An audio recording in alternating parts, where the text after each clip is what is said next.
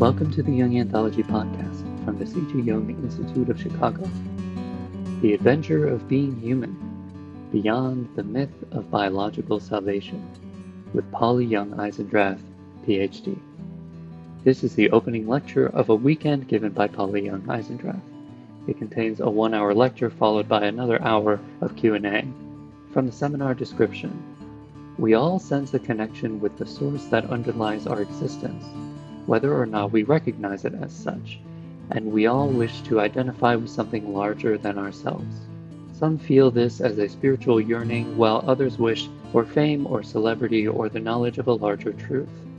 The spiritual isolation and materialism, both economic and philosophical, of our times make it difficult to find trustworthy methods from institutional religions, non-traditional approaches, psychology, or philosophy for seeking knowledge of this source.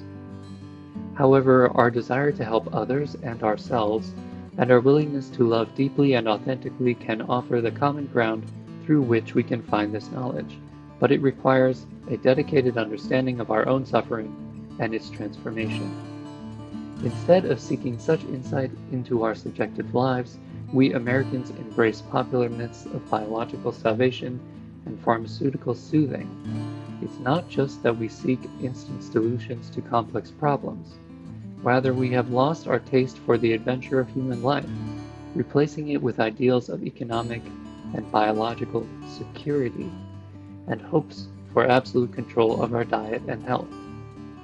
This program offers a critique of this contemporary myth of biological salvation and presents accounts from psychoanalysis, Jungian and otherwise, and Buddhism of how embracing our limitations can open the path to transformation and lasting contentment. The weekend continues with Part 2, Living and Loving in the Human Realm, which is available in our store. Building on the presentation, The Adventure of Being Human, this workshop investigates the challenges of human life through an exploration of our difficulties with perfectionism, the 3 types of suffering we encounter, and the ways in which love challenges us to develop a true discipline of our hearts. Among other things, this program explores mythologies, the human realm from Buddhism, the inner critic of perfectionism, the value of the human sciences, and the difference between the 2 major sciences of subjectivity, psychoanalysis and Buddhism. It was recorded in 2001, so you'll notice in the Q&A there's some discussion about contemporary issues. In the Q&A portion, questions were not microphones, so their volume was very low. I've increased the volume, but sometimes they're difficult to understand against the background noise, and the back and forth is somewhat disorienting because of the frequent changes in amplification. So if it's more comfortable for you to just skip the question parts, Polly's responses often stand on their own, so it may or may not be something you feel you need to hear. So I've done my best, but just know that.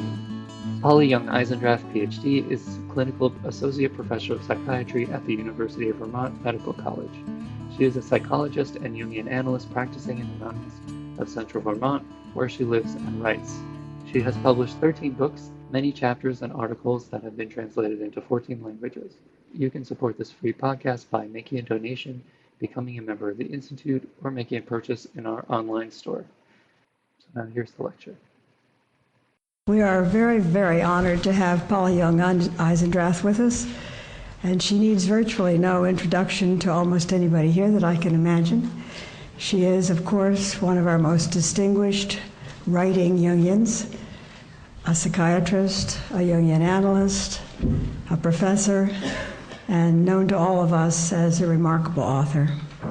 And I know you're here to hear her and not me, so without further ado, let me give you Polly Young-Eisendrath.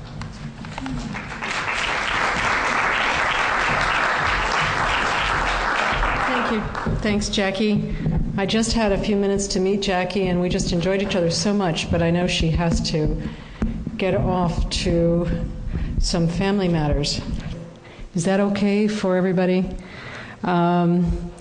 When I decided to come here to speak to you about the spiritual adventure of being human, I thought that it would be a really kind of joyful, rousing evening. And then we had the events of September 11th. And those events have actually affected all of us in all sorts of ways that we cannot yet understand, I think. And they have also affected me in my way of thinking about this talk and the weekend, simply really from the point of view that I think that it is even more critically important that we come to understand what it means to be human, and that a lot of what causes the kind of difficulties among human beings that we see played out in these recent events is our inability to understand what it means to be human, and the lack of a sense of common humanity that comes about from not understanding. I must say that I personally and spiritually and whatever think it's wrong to call any human being evil. I don't think that human beings are evil. I think we do some evil things, but we are all motivated in very much the same ways, and the Taliban are teaching us a great deal about envy. And if anyone here thinks that he or she does not have any envy, well, I hope you'll think again by the end of the weekend, because envy is a form of hatred that's based on the sense that someone else has more resources than you have, and that there is no way for you to get those resources for yourself, and so you're driven to destroy what the other person has or the other people have. And all of us have had these feelings, and people have them regularly in psychotherapy, and they have them very regularly towards their spouses, for example, and often also towards their children, and children towards their parents. So some of the feelings that have some of the terrible feelings that have been most sort of on our minds and on display in the last month are very ordinary human feelings. And until we recognize them as ordinary human feelings and respect human beings as having a kind of inherent dignity that has to do with the very nature of being human, I think it will be impossible for us to keep our world safe. And of course, I personally don't think anybody else is watching.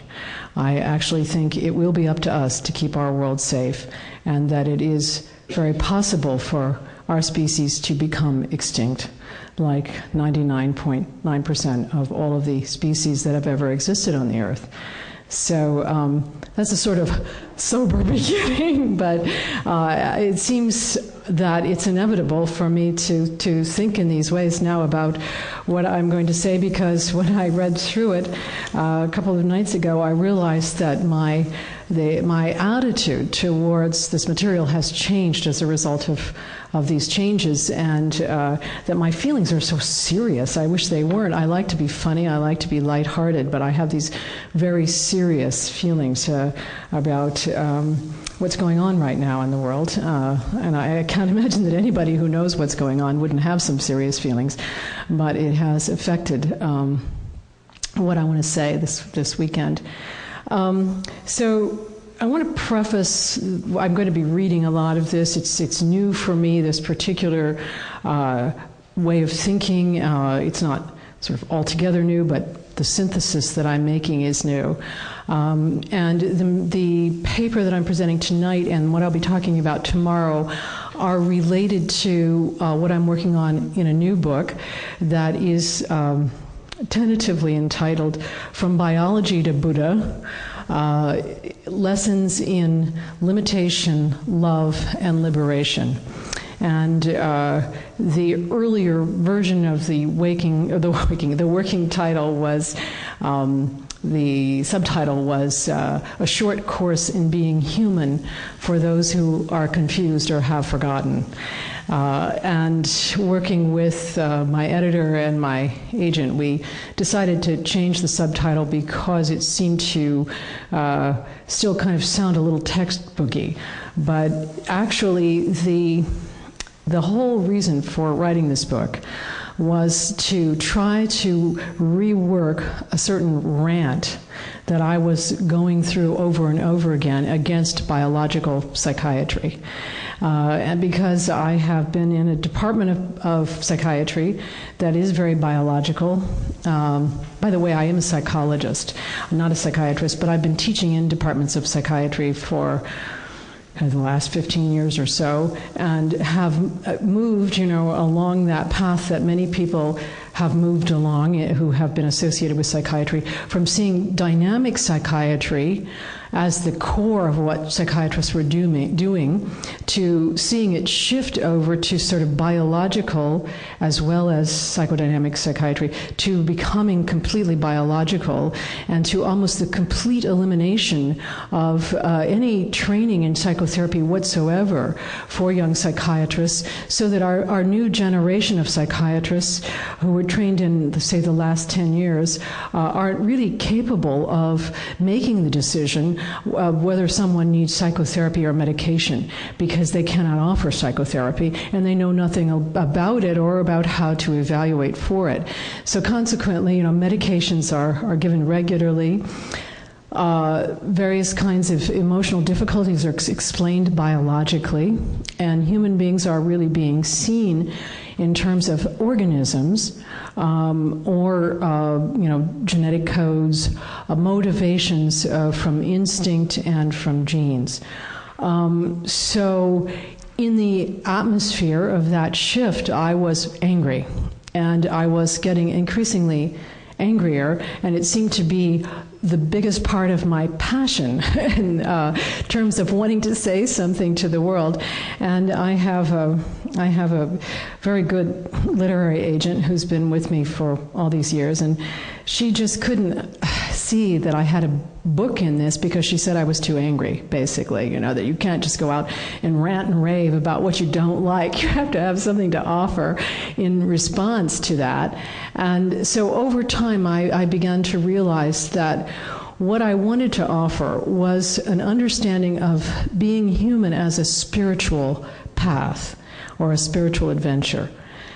Now, my own spirituality is connected to Buddhism, and I have been a practicing Buddhist for, I can't subtract very well. I guess it really is since 1971, and this is 2001, so that's 30 years.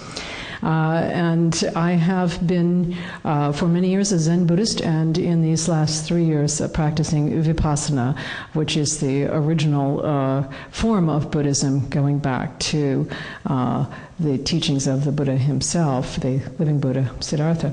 So that's my spirituality, and of course I hang around with people who have very different spirituality, as well as a lot of devout atheists who believe in atheism as a religion, in the sense that they discipline and constrain their thinking in such a way that it always is expressed in a sort of a non-spiritual form.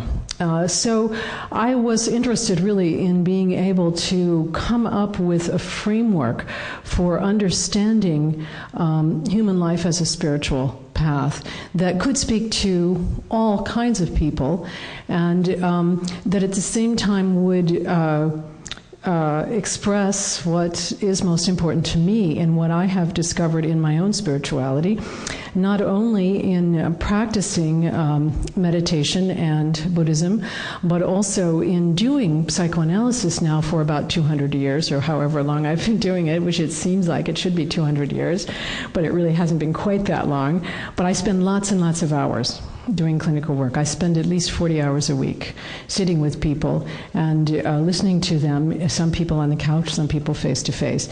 And so, that's a lot of sitting in addition to the sitting I do in meditation practice. So it gives me lots of opportunity to reflect on what I see both in myself and in other people.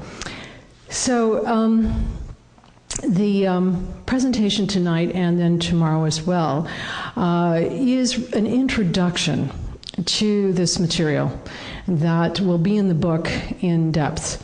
And your handout is a little summary. I don't want to refer to it just yet, but I will be going into a lot more detail tomorrow in relation to the specifics, especially of love, and how love is, in my view, different from compassion, and how the discipline of love is something that is extremely important in the spiritual path of being human, because it is a part of our ordinary life that we encounter over and over again, and it is something that I believe that we are not well prepared for. I think that and I don't want to kind of give you too much of a preview, but I do think that compassion is something that is in our nature, and that it is in our nature because we come into life as a couple. We come into life inside of another person, and we are very focused on the welfare of that other person from the very beginning of our lives, from the very first moments almost that we exist. Now, that focusing on the other and the desire to help another also can get very distorted. So even though I regard all people as inherently compassionate, and therefore, I would say Bin Laden and Hitler and Mussolini and all of the others care about what they're doing. And they are attempting to take care of the people that they regard as the important people. That there is no human being who really does not care, who is completely indifferent. And yet human beings can actually distort this natural compassion into all sorts of awful things. But so I regard compassion as something that is inherently within us, whereas love I regard as a much more difficult thing that we have to arrive at through discipline and an understanding of a larger framework, because it involves commitment, and it involves commitment to another or others in the framework of accepting their weaknesses, of accepting them as they are, and not trying to rework them. And again, if you have spouses or partners or children, you know how hard that is. That is not something that you just come to naturally. And even, in our country, we even have difficulty loving ourselves. So it's not just that we have difficulty loving others, but we have difficulty accepting and loving ourselves. So tomorrow I'll be talking especially about love. And tonight I'm just going to be talking about this issue of human life as a spiritual path. Now, one other thing before I begin, well, two things. One is that Jung's psychology is kind of in the background of what I'm going to talk about tonight. I don't think I mention anything that's specifically Jungian in what I'm saying, but it does inform the way I think.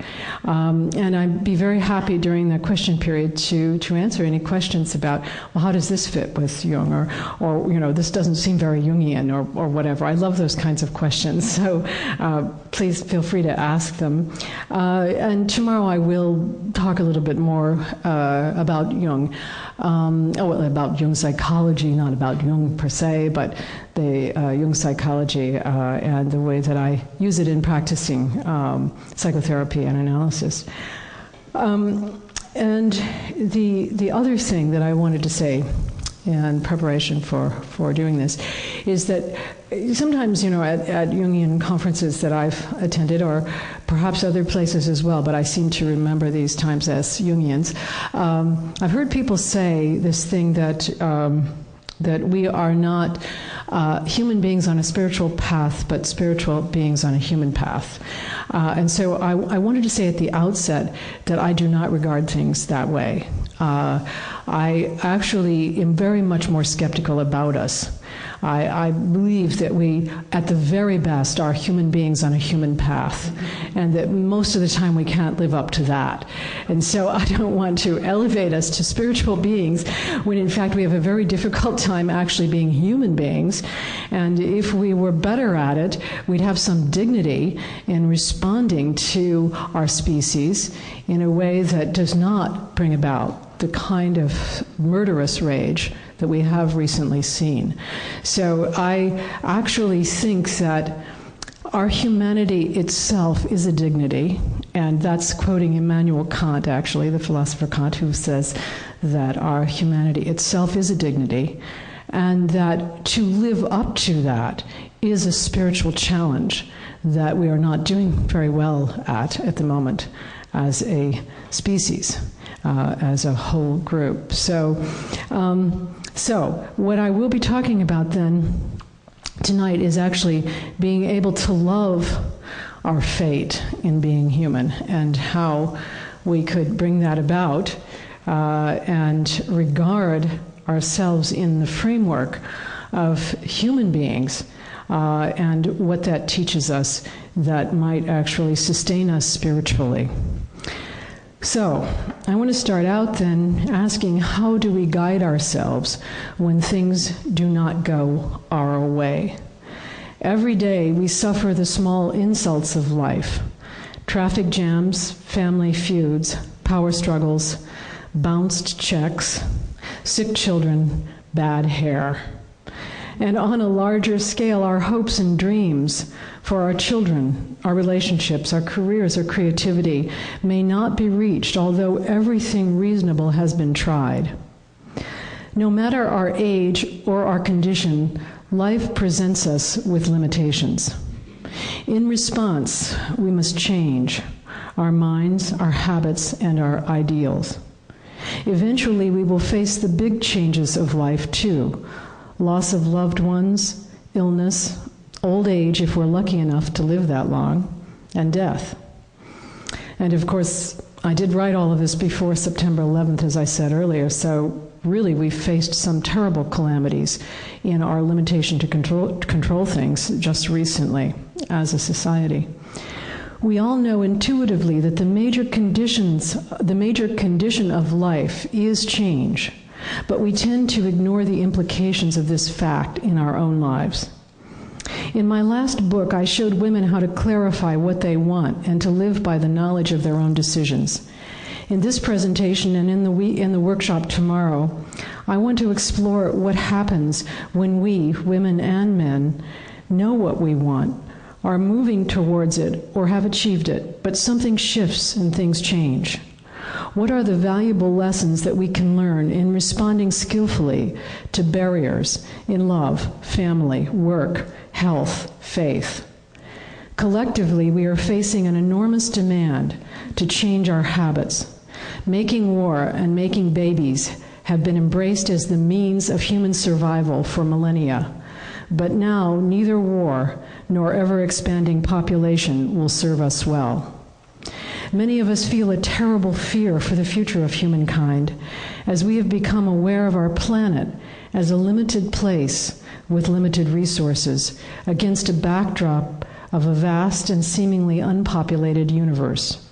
Unless we learn to change our ways of life, we may face the ultimate limitation, the extinction of our species.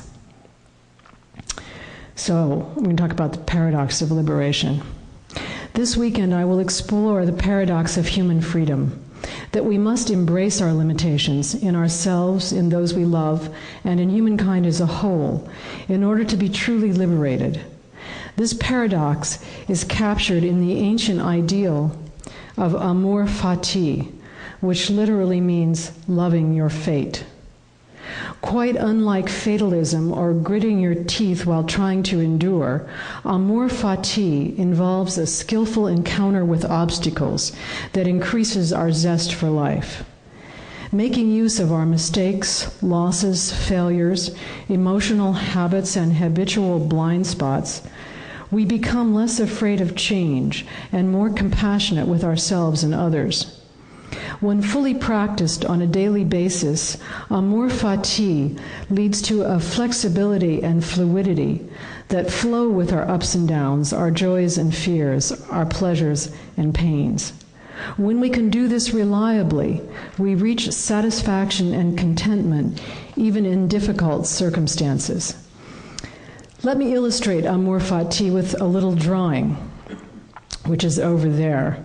taped up in a very sort of nasty-looking way to the board, but it does illustrate the things that I'm going to say.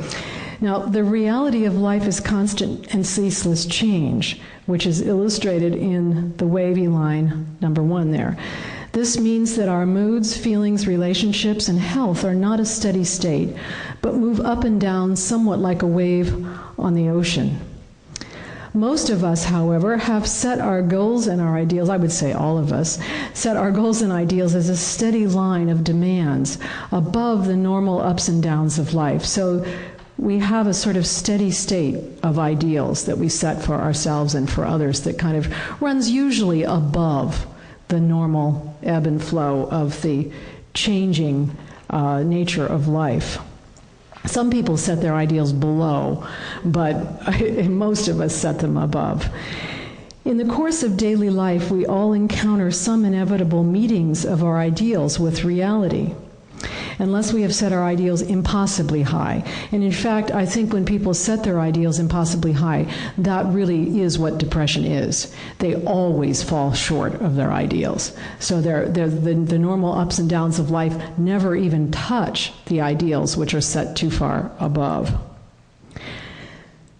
But most of us actually find that reality sometimes meets our ideals. We feel great when we get what we want. We fall in love, we succeed.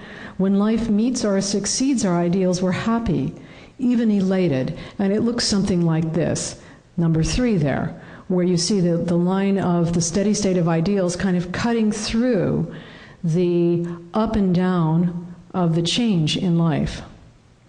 At such moments, we may feel that now I've got it right. Now I'm in control. But the meeting of our ideals with life's circumstances is just an ordinary, possibly random happening. Life will change again because it is not a steady state like our ideals. When things once again go badly, we are disappointed with ourselves, with others. Then we blame ourselves, we blame others or shame ourselves, and we suffer terribly and begin to doubt our abilities and our decisions. Now, just let me stay with this for a second and say that this is the state in which most people come to psychotherapy.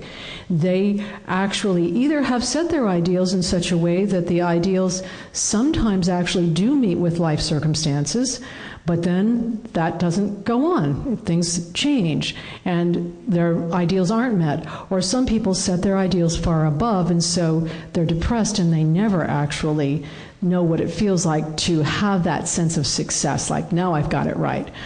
But the very big mistake that all of us make is in thinking that we've got something right. And Jungians tend to, I think, also make the mistake of thinking that there are certain moments that are spiritual moments, rather than all moments being spiritual. So that in some moments we feel like, now I'm having a spiritual experience.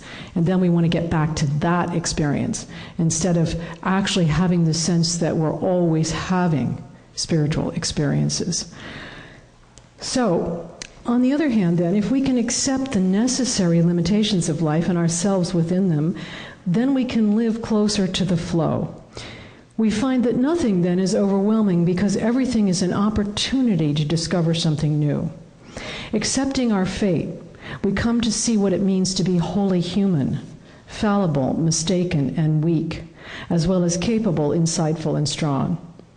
Human beings can never reach a steady state of health, youth, love, or stability, no matter which decisions we make, because life will change and no longer meet our needs and our demands. Tonight I will summarize a short course of 8 lessons in how to embrace this fate and live within the wisdom of amor fati. This wisdom is accrued in the between spaces, where we can be renewed when we fully accept the necessity of change and uncertainty. In other words, it's really accrued not when we're in a peak experience, nor when we are at our lowest, but in the between the high and the low.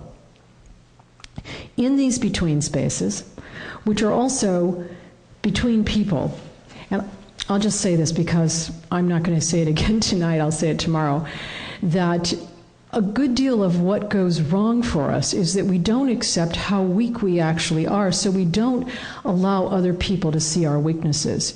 And so one of the between openings for us is to actually make the contact with other people when we're not feeling so low or so high, to reach out for the kind of help we need. Very often I find people try to solve things in their own minds rather than ask someone else. Like somebody will say, well, I don't know, if I chose this job, well, it might mean this and this and this and this, and then I would miss that and that and that and that. And I say, well, why not talk to other people who have that job? Why not engage in some investigation?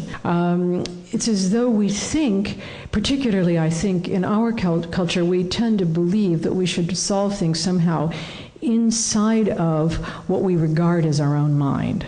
And so we spend a lot of time bumping around there in that sort of hall of mirrors and don't actually go to someone else. So we're not between people, between states of mind, between pain and pleasure, between the extremes of control and despair. We find the essence of being free and flexible. This freedom comes from acknowledging our limitations and our losses, not avoiding or erasing them. We lose track of the between spaces in wanting to be perfect, and I will return to that one, in wanting to keep things under control, in wanting to remain stable and unchanging. Living in the between spaces means trying always to be open to new influences, even when things, or perhaps especially when things, are not going our way. Rather than resisting, feeling afraid or ashamed when we meet a difficulty, we learn to tolerate pain and loosen our grip on that desire for stable security that is often dubbed the ego. Living in the between spaces, we accept our faults, become more compassionate towards the faults of others. We see that we are never perfect, never all good, never all knowing. Then we become more graceful and content even in the most chaotic situations, changing when change is necessary, standing firm but not inflexibly when we must. This ideal of accepting ourselves is, however, nothing but a platitude until we develop the concentration, perspective, and skills that are involved in amor fati, and such abilities have truly been lost and forgotten. I'll stop here to say that a lot of times when people begin a therapy with me, I say to them in some form or another that we could avoid the entire thing if they could accept themselves. And the whole thing is really about setting your ideals at a lower level and accepting yourself. Now, that sounds like a reasonable thing to most people. Most people, oh yeah, that's true, I know about that. And it sounds almost like a platitude. But in fact, it is the single thing that I will return to in the most repetitive way with everybody that I work with in therapy, and with myself as well. Everybody wants to be somebody else. Nobody wants to be the person that that person is. Now, maybe this is somewhat the difficulty of our culture as well, because here we don't seem to want the things we have, we want the things we don't have. We don't want to be the people who we are, we want to be somebody that we're not. But I think that may be actually a pretty human thing that runs through all cultures, but perhaps is emphasized in a culture where there are a lot of choices. So, it's like you could really circumvent the whole of psychotherapy and all that money and all the hours that you spend if you actually could accept yourself. And if you would really just want to be yourself and not somebody else. But it's a difficult thing. And then, of course, it begins to involve accepting other people as well, just for themselves. So, now, our forgetting the sort of skills and knowledge involved in amor fati is the result of a peculiar darkness that now surrounds issues of human weakness and error. We have become convinced of what I call the myth of biological salvation, a widespread, insidious belief that it is possible to erase our natural limitations. through summing up human life as a biological process that we can master. People have always wished for more control over their lives, to keep out the bad and to keep in the good.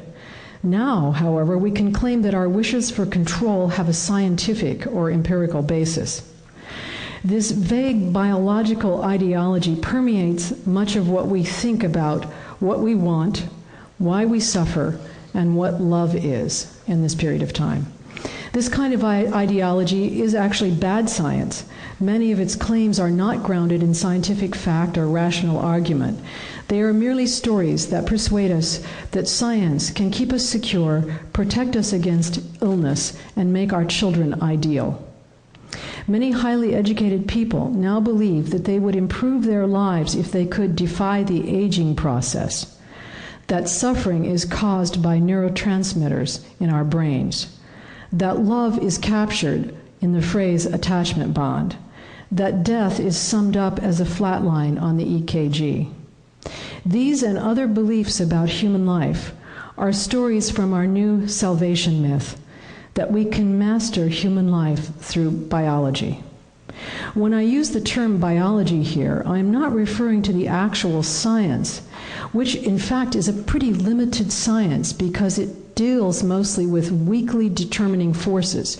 It is not a science of strong forces like physics is. So I'm really not referring to biology, in fact, but I'm referring to this ideology that has developed in the media and popular culture. Stories of biological salvation tend to draw on a certain vocabulary without specific knowledge of the words.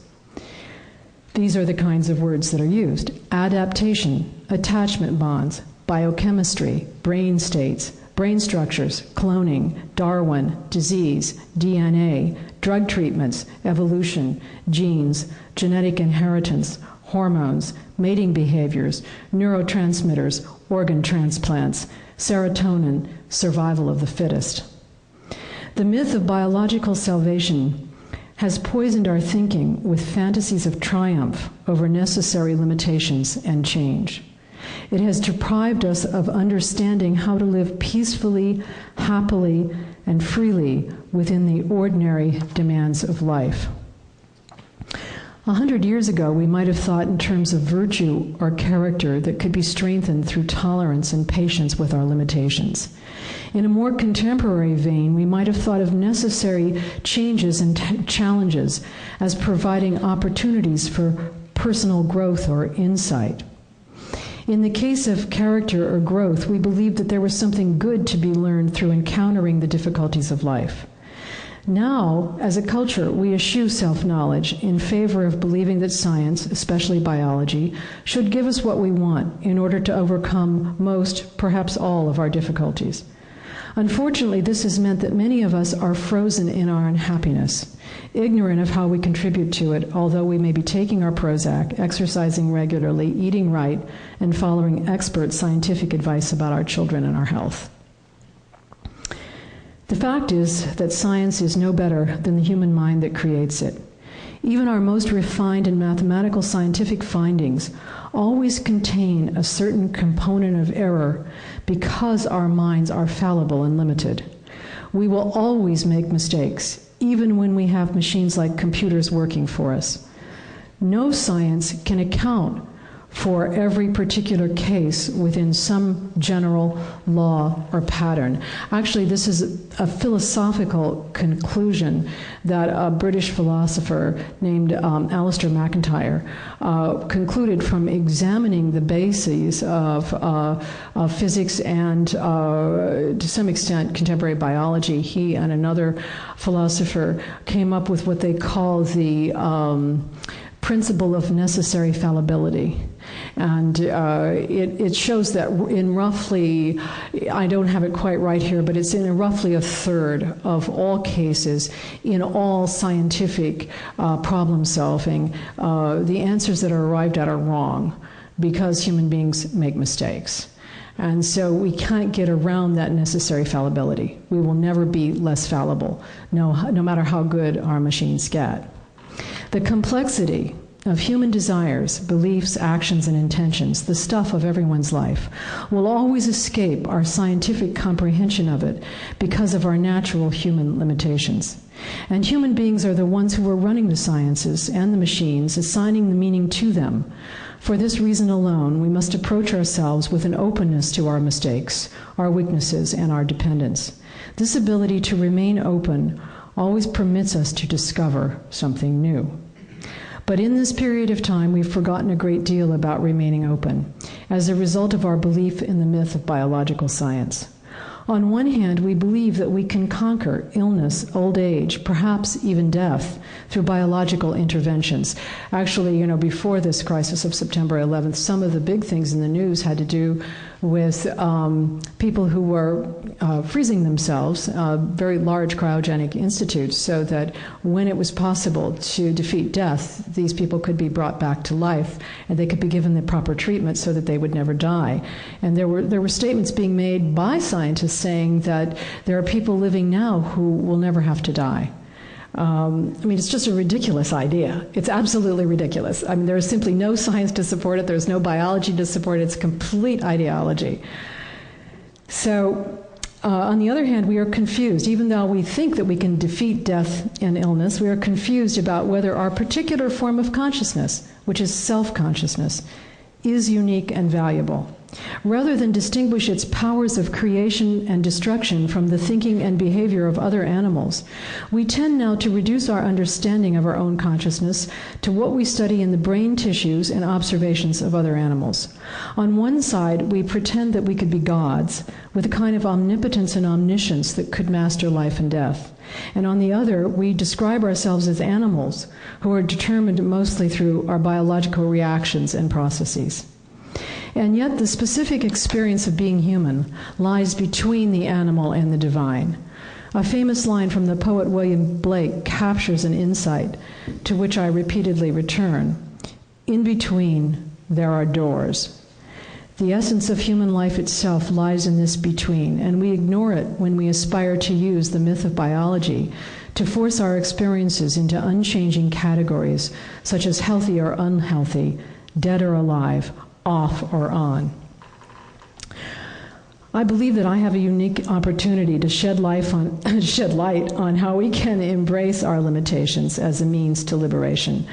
I have dedicated most of my waking hours and some of the hours I should have been sleeping in my adult life to two different but related practices that look closely at our subjective experience: psychotherapy and Buddhism. These two practices have allowed me to see what it means to engage in a discipline of self-acceptance that permits us to live freely within necessary limitations.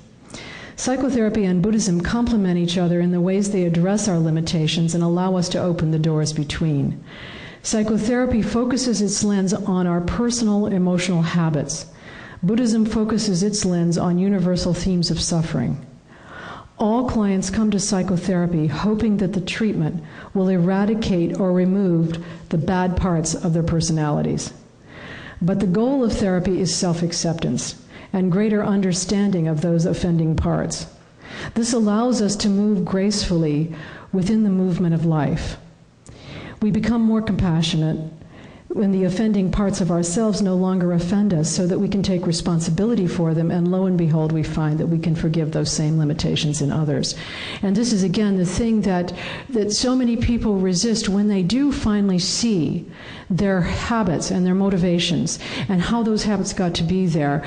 That is, what the emotional conditioning of childhood was like and what happened to them in childhood. When they do finally see that, they want to get rid of it. They want to say, well, now how can you get rid of this stuff? I've got these habits, and in fact, yes, I had those parents and so on, but now let's get rid of it quickly because it's causing me a lot of trouble. And basically what I say is, no, we're not going to get rid of it. You're going to learn that you have it so well that you can have it gracefully, that you can have it with a sense of responsibility, that you can know, oh yes, this is my weakness, this is my limitation, this is my old habit pattern, this is my trigger point. And of course, at times, I'll hurt you with those things. And so you take responsibility for what you do to other people. So this sense of self-acceptance then is really this ability to take on these offending parts and take responsibility for them. Buddhism, from its side, addresses the universal aspects of human limitation. That is what we would call pain, pleasure, and confusion in Buddhism. That is, pleasure is a limitation because it also takes us to a place where we feel like we want to hold on to things. We want that to happen again when we have pleasure. And pain is a limitation because it throws us off our center. Confusion, because we don't know what's going on. Or it's sometimes called aversion, craving, and ignorance. Through meditative practices, we develop concentration and gentle, non-judging mindfulness in noting these states, pain, pleasure, ignorance, or confusion, and other states.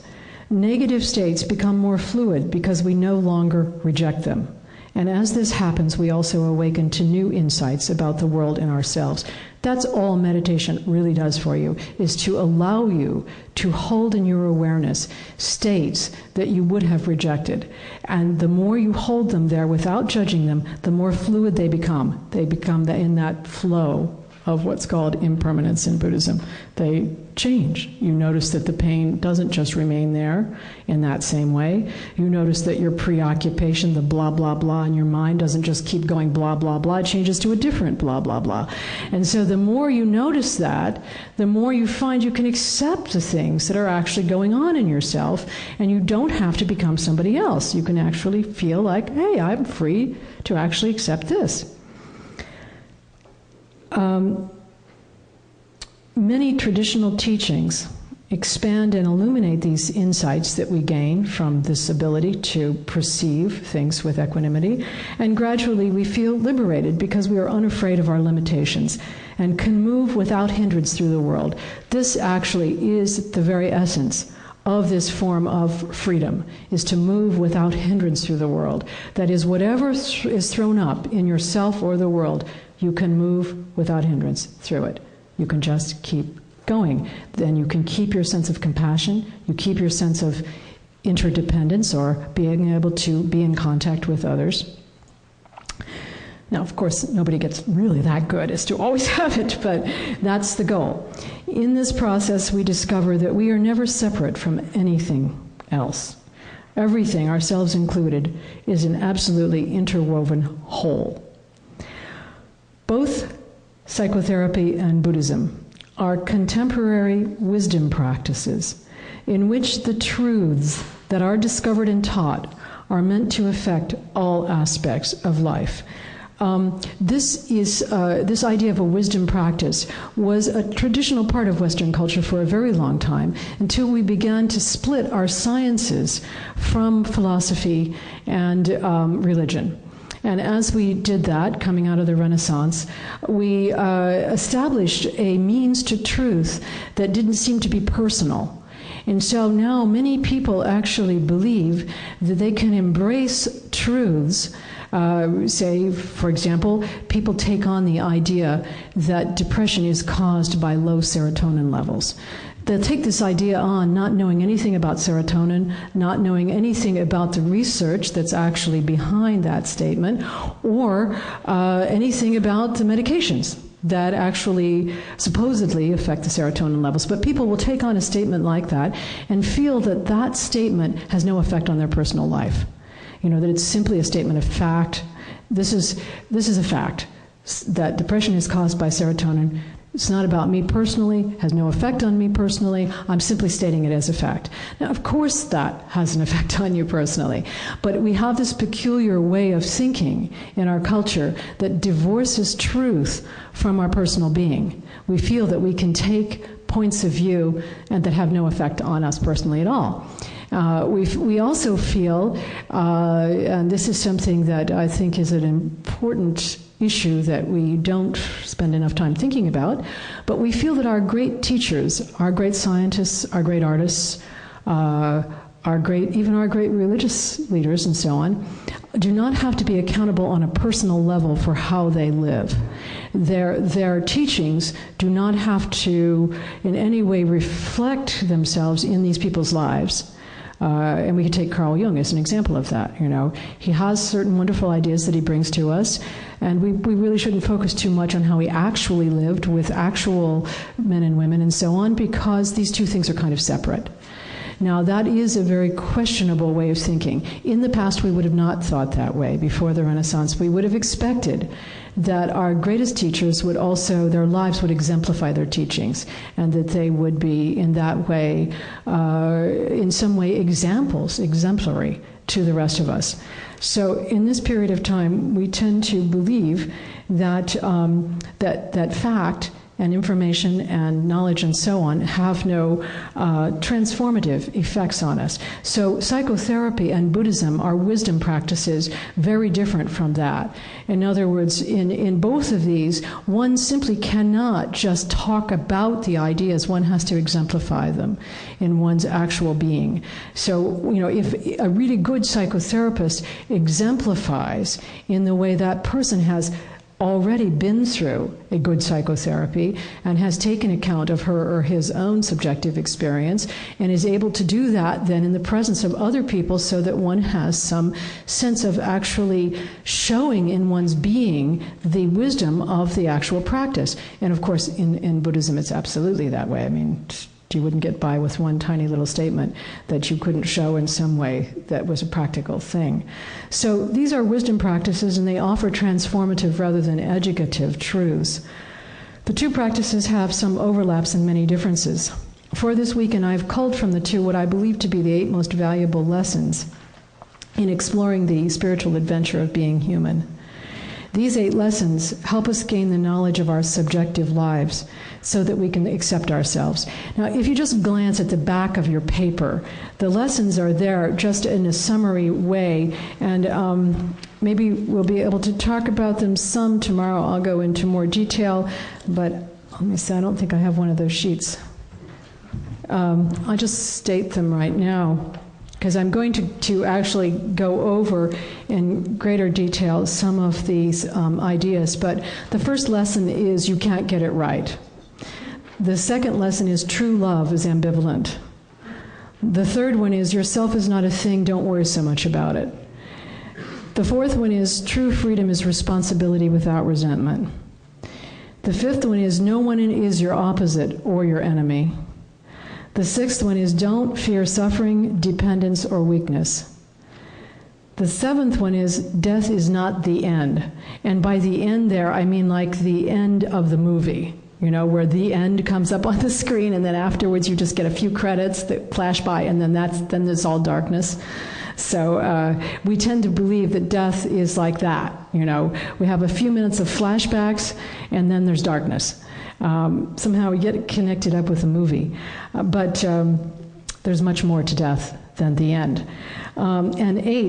The eighth lesson is that everything teaches and nothing offends. So when you can actually get to this point of living a human life as a spiritual adventure, at that point nothing offends you, not even bin Laden. You learn from everything. Now, these 8 lessons help us gain the knowledge of our subjective lives so that we can accept ourselves.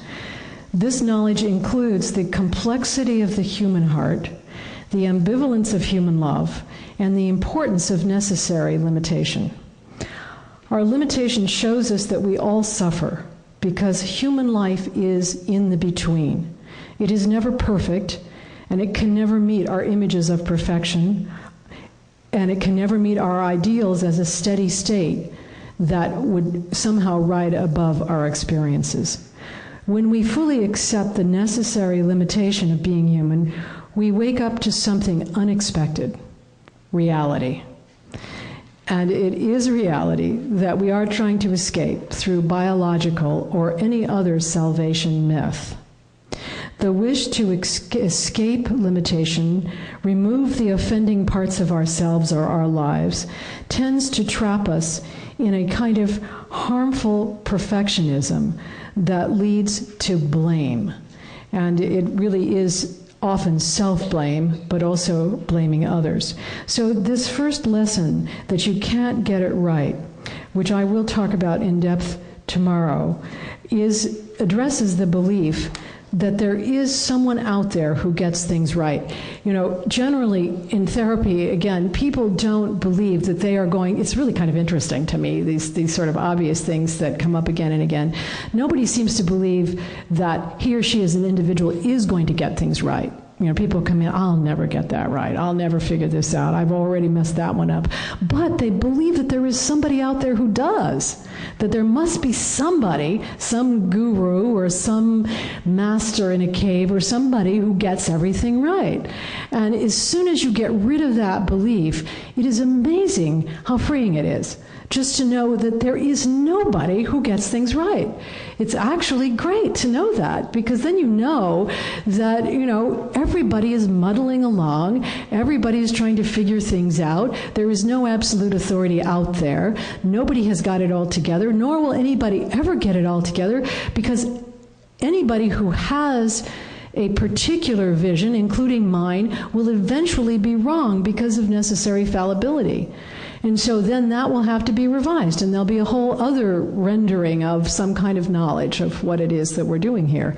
So when you really realize that, then it eliminates immediately a lot of shame and a lot of blaming. You know, so you realize you're just, I'm in a funny argument with somebody I see in therapy right now, because I said to him recently, you know, I'm muddling along here like you're muddling along. And he said, no, I just can't believe your muddle is like my muddle. And so we are now investigating, you know, what he thinks my muddle is and why my muddle is better than his muddle. And one of the main things he thinks is better about mine is that I publish books.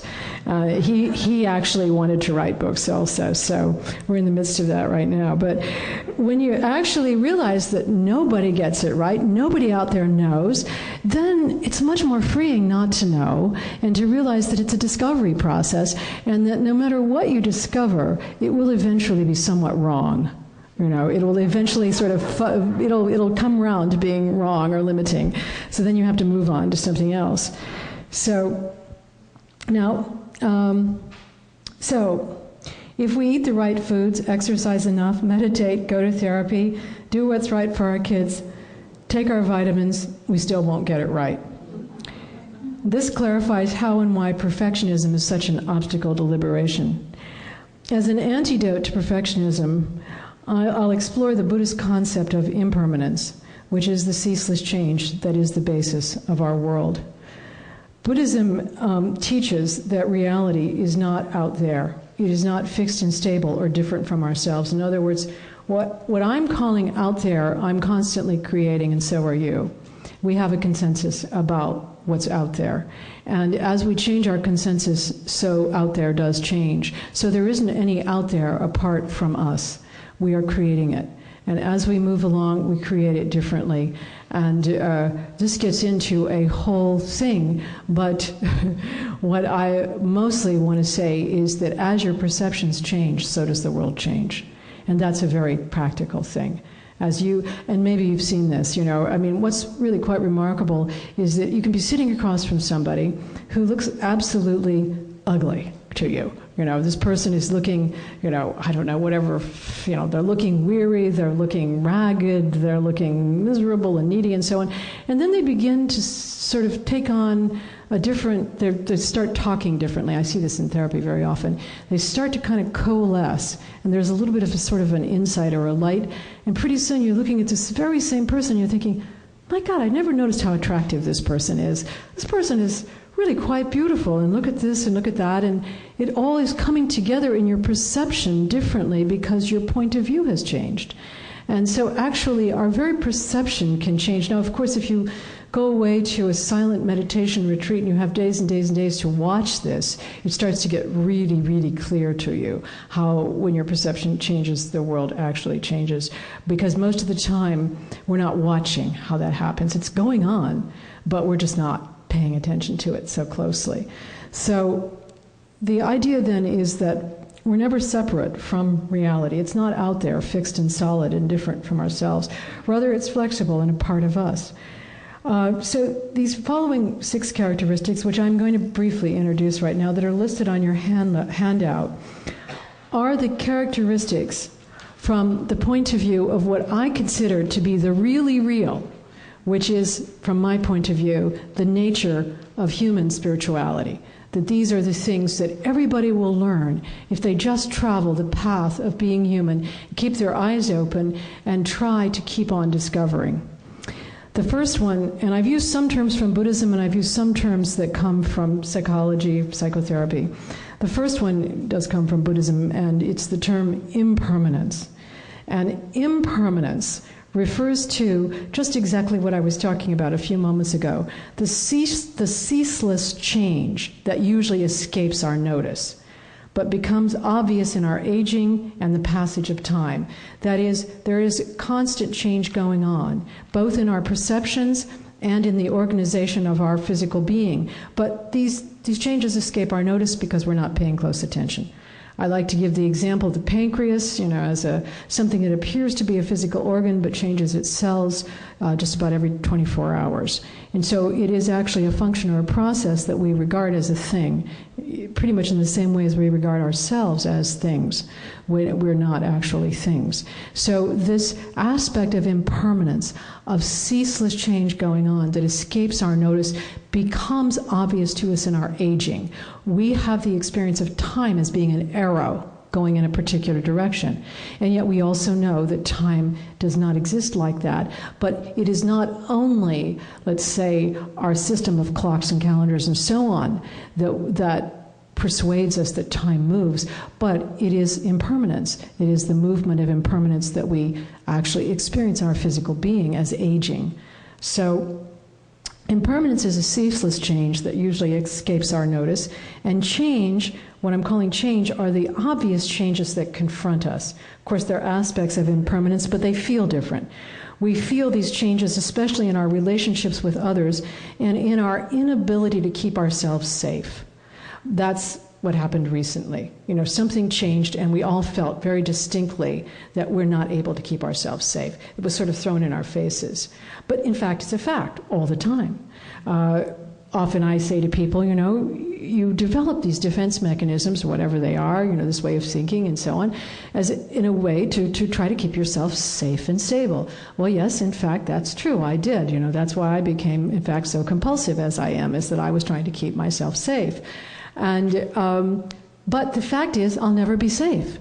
And so at least I can hold my compulsivity more lightly when I realize it's never going to function to bring me the end that it was supposedly designed to bring. So the experience of change and the inability for us to keep ourselves safe is something that seems to confront us. And it's different than the impermanence that falls outside of our notice. This experience of mystery, which we could also call it particularity, but that's a kind of heavy term. It's the unique and particular being of all things and all people as we experience them. And this inspires us with a kind of an awe that everybody feels, whether you have any spiritual beliefs or not, in this sense that this moment won't happen again exactly as it is. And we tend to think of it in terms of this person will never exist again. This person's life has a particular signature, has a particular feel that will never be here again. And when we experience that, we feel a kind of an awe or a kind of opening, a mystery. We don't know how that could be. And so that sense of mystery, which is, I think, such an important part of being human, is available to all of us, and we tend to sense it more at critical moments, when someone has died or when someone moves through a life transition, they grow up, they get married or whatever. We have that sense that, well, what this person was will never be again, but it's always there, that sense of unique and particular being about everything and every moment.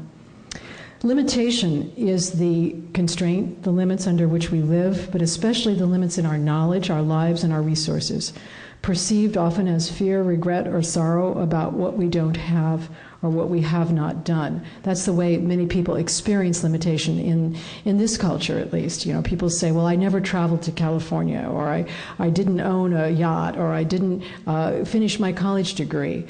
We experience limitation in terms of regret. But of course, everything is, as I said many times so far, always limited and always constrained, especially our knowledge and our sense of control. Interdependence is the ways in which everything depends on and interacts with everything else. In order to actually experience interdependence, you have to have some kind of concept of a webbing interconnection. Some people get this through the physical sciences, some people get this through a sense of relationship, some people simply get this as a spiritual insight.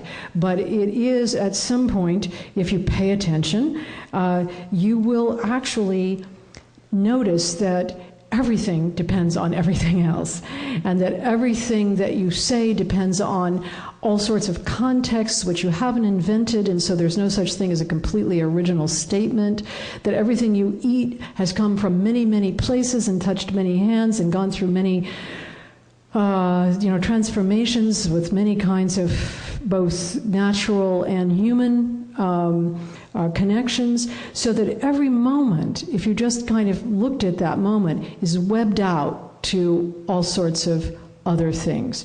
So if you pay close attention to that, you start to realize that you are not separate, that you are never separate, that it is an illusion that you are separate. And so it's an illusion that we create for some good reasons, but you can begin to explore this illusion through these between spaces, between people, between states of mind, and so on. You begin to see that there's more fluidity to what you thought was your little separate self than you would typically think there is, that it isn't really contained specifically in what you regard as your body.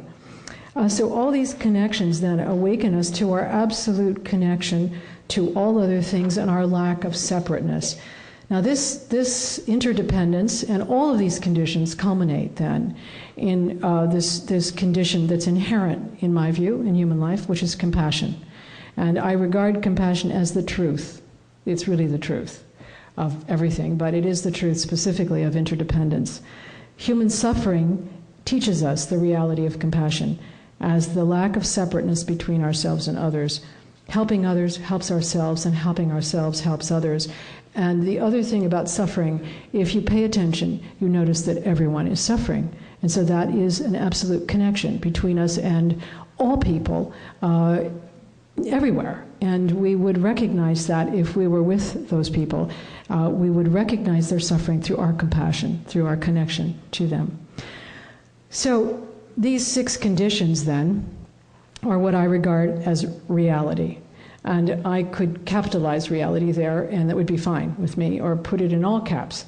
And since I'm an avowed constructivist, it may seem contrary to constructivism that there is reality, but the reality that I take to be reality actually has within it the idea that we construct our experience and our knowledge in this limited way, constantly with each other. So the mistakes of wanting to get things right and protecting ourselves as unchanging separate little selves are part of a common human struggle. From my experience of sitting thousands of hours in therapy and meditation, I've become convinced that human life is an adventure in which our limitations constantly challenge us to clarify reality as ceaseless change. If we can meet this challenge in a fully liberated way, we will eventually discover a knowledge of the source of our own existence, whether we call it God, nature, or truth. In other words, if we actually can deal with the challenges that we're faced with through limitation and regard them with this sort of equanimity or interest, we will eventually wake up to the source of our existence. I believe we all feel a connection to this source, even if we do not recognize it. Some people feel it as a spiritual yearning. Others wish for celebrity or fame in a way of becoming something larger than themselves. Some feel an urge to do more than the mundane tasks of life, perhaps to help humanity. However we feel this connection, we hope the connection that we feel, whether it's even for celebrity or it's for some greater knowledge, we hope this connection will take us beyond ourselves. And so for me, this is, again, one of these obvious facts about being human that everyone feels connected to a source, but people experience it and express it in different ways. Ironically, well, we hope that this connection will take us beyond ourselves, but ironically, it is limitation that will help us find our way. Our losses, our failures, our mistakes, and our weaknesses open us to interdependence and impermanence, and the knowledge that we are always dependent on others, and a context that goes way beyond anything that we imagine as ourselves. So, just a couple concluding remarks. Every day, I struggle with people's shame, despair, and anxiety in my profession as a Jungian analyst and psychologist. Though people seek psychotherapy for many reasons, including loss and illness, they are usually most distressed about the ways in which they themselves or their family members are falling short of some imagined ideals or standards that promise perfection, security, or total happiness in their own minds. Anguish, depression, rage, and anxiety are among the troubling responses that we feel in our desire for perfection. If these were only passing feeling states, they would not be a great problem. But instead they stick like glue to the voice of perfectionism that often escapes our notice. But what would our lives be like if we all became unafraid of claiming our faults, exposing our weaknesses, admitting our mistakes? If we could speak and listen without judging, but simply pay close attention to what was being said, then almost nothing could throw us off center. In fact, we could even come to enjoy our limitations because they lead us to rather funny situations and encourage a good sense of humor. And this reminds me of an anecdote about Italian-style love for humanity. This was something that a friend of mine told me actually about her 20-something, actually it was the man who told me about his 20-something-year-old son who works in a very demanding high-pressure tech business. Well, maybe he doesn't now, but he did when I heard the story. And Sam, as I will call him, was flying to an important business meeting with an older Italian colleague. Sam is Jewish, actually. When they set out in a rush to the airport, he and his colleague were already late. In the midst of the harried car trip, Sam's friend said suddenly, "You like cappuccino?" "Yes," replied Sam, thinking it was an odd question. "A cappuccino would be nice now," said the colleague. "What?" replied Sam. His colleague told the driver to pull over to a coffee house. Since the Italian man was his senior, Sam dutifully followed him to have a cappuccino, which Sam did enjoy. When they arrived finally at the important meeting, the chief executive, a tall, imposing Italian man, stepped out and confronted the two men. "You're 2 hours late." Sam's friend replied, "We stopped for cappuccino." "Was it good?" the executive asked. "Oh, yes." "Well, good then," came the happy response. So this was something that this guy from Los Angeles, this Jewish guy from Los Angeles, could not understand, this sort of Italian attitude towards they were already late to the meeting, they're rushing, they stop for the cappuccino, and then the executive says, he confronts them angrily, but then when he finds out that they had this pleasure, he's happy. Love for the joys of life brings tolerance for our shortcomings and failures in all kinds of situations. In all that I do, I try to cultivate such enthusiasm for being human. The very word enthusiasm itself, whose root, entheos, means in God, encourages me to be grateful for this incredible opportunity to be human. Many of us confuse this state of having God within with some kind of promise of transcending or getting rid of suffering and failures permanently. Instead, I believe that God within means a full embrace of our weaknesses, a desire to learn from them, patience with ourselves and others, and an invitation to cultivate a sense of humor. This is the kind of love that we might imagine God would have for us. So that concludes my introduction to human life as a spiritual adventure. And it is about 10 after 8, and I think we're here until 9. And I would like to make it your choice about whether you'd like to talk about this now or take a break and come back and talk about it. Your choice. Anybody have an idea? I don't know. Any cappuccino? I don't think so, actually. The Jungians aren't Italian enough.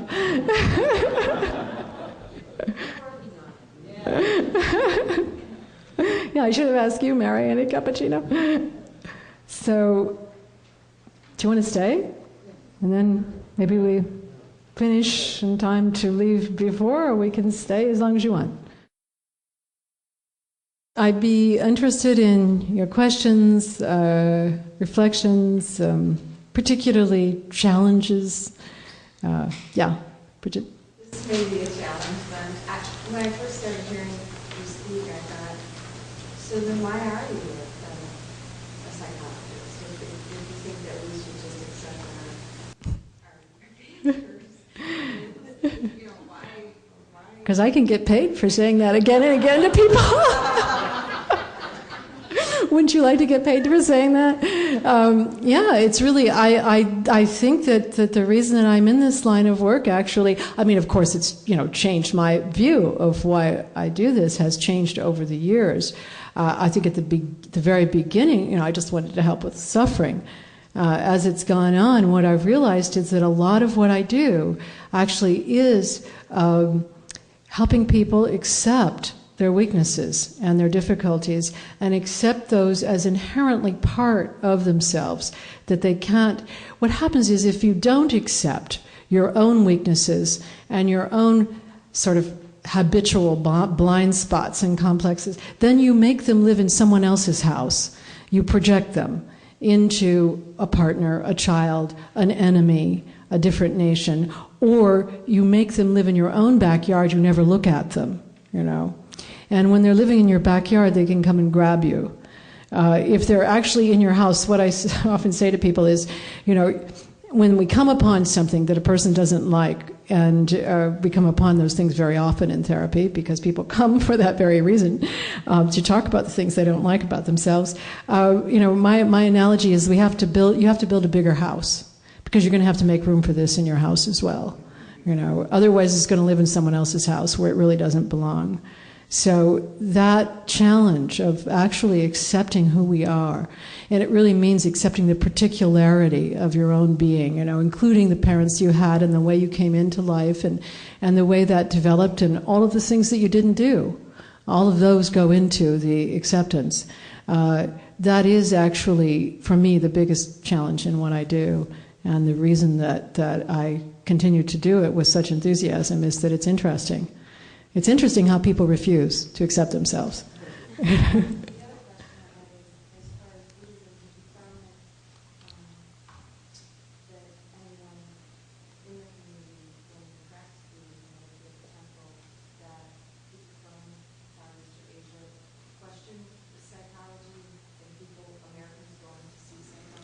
Oh, there's a lot of questioning of everything. I live in a retreat and I had taken antibiotics for teeth for my teeth, and he was extremely annoyed that I had to do this because we were at this retreat and he just felt like we rely so much on the community. One thing he would say was that some of the group may see a psychologist or a psychiatrist, maybe do medicine, maybe do coffee. They just kind of went on and on, and I felt that maybe that's the way. Well, he hadn't really accepted himself, had he? No, I mean, he was still complaining about things. I actually, my teachers have been Americans, Philip Kapleau and now Shenzhen Yang, who's actually a Jewish guy from Los Angeles. He sounds like it's Chinese from his name, but I have actually had the experience that originally with Philip Kapleau in 1971, there was this kind of rejection of psychotherapy that was part of the Zen movement here in America. It had only recently come here from Japan, at least the one that I was practicing, which was the form of Zen that Kapleau was teaching. Over time, so many things have changed, and most of the American Buddhist groups, whether they're Zen or they're Tibetan or they're Vipassana, not only accept psychotherapy, many of the teachers are themselves psychotherapists, like Jack Kornfield, for example, and Sharon Salzberg. They're practically, in some ways, the criticism is that they're confused with psychotherapy, even, that the two languages kind of blend together. Something that's happened with Buddhism as it's moved from one culture to another is that because it doesn't actually have, Buddhism is not sort of a religion of a great deal of doctrine. I mean, there are doctrines, and you can get into those in a big way, but by and large, it's a religion of practice, and it never has fought any other religion. If it comes into a culture, it sort of takes on what's there already and becomes friends with it and even incorporates it, so that when Buddhism came to China, Taoism was already in China, and the two just kind of blended together to become Chan, which was Zen, and so it went on evolving. Well, in America, what Buddhism has met is psychotherapy. And so, in America, what has happened is that Buddhism has taken on psychotherapy. There's a dialogue, there's debate, and there are, as with human beings always, there's a lot of conflict. Some of the Asian people who come from an exclusively Asian background do find all of this annoying. Over time, the Dalai Lama has become very accepting of psychotherapy and so on. I think in the beginning he found it annoying, partly because these other cultures don't have something like this kind of what I call the science of subjectivity, which psychotherapy is, and they may think that we are really being very egotistical, just sort of contemplating ourselves. But in fact, the goals of psychotherapy are really quite similar to the goals of Buddhism, and many people who are Westerners who practice it do recognize that now. But you may have been with a Tibetan Lama, or you might have been with an Indian person. I don't know. Whoever it was, he didn't sound like he was complaining about Westerners who were also probably coming to his retreats. So he hadn't quite worked out his wrinkles. Yeah. Could you say some more about the tendency to kind of really identify with a biologically determined diagnosis? And this seems to become very static, for the person, for family members. Yes. This is what you're talking about, the clinging to that. There's so many medications now that are effective in treating some of the symptoms, but it seems, I'd just like your thoughts on. Yes.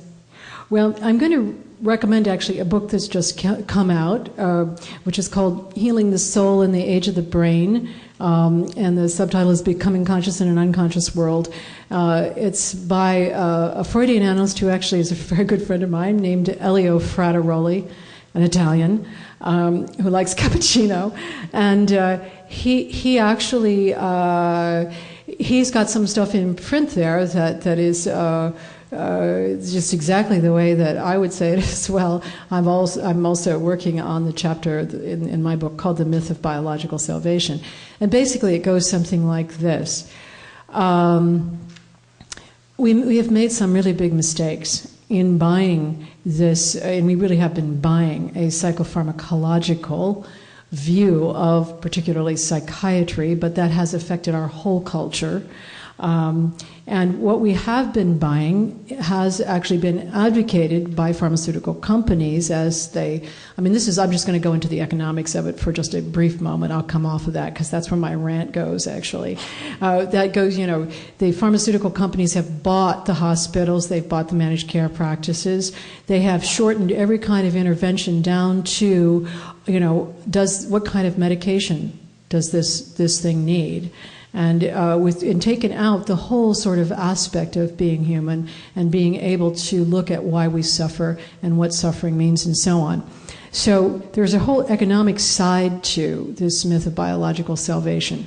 But just sort of stepping out of that, what has been appealing to people ideologically, I believe, is that we then don't seem to have so much responsibility for our symptoms. We have these symptoms because of our genetic or physical conditions, and we then could say, well, I'm rude because I have ADD.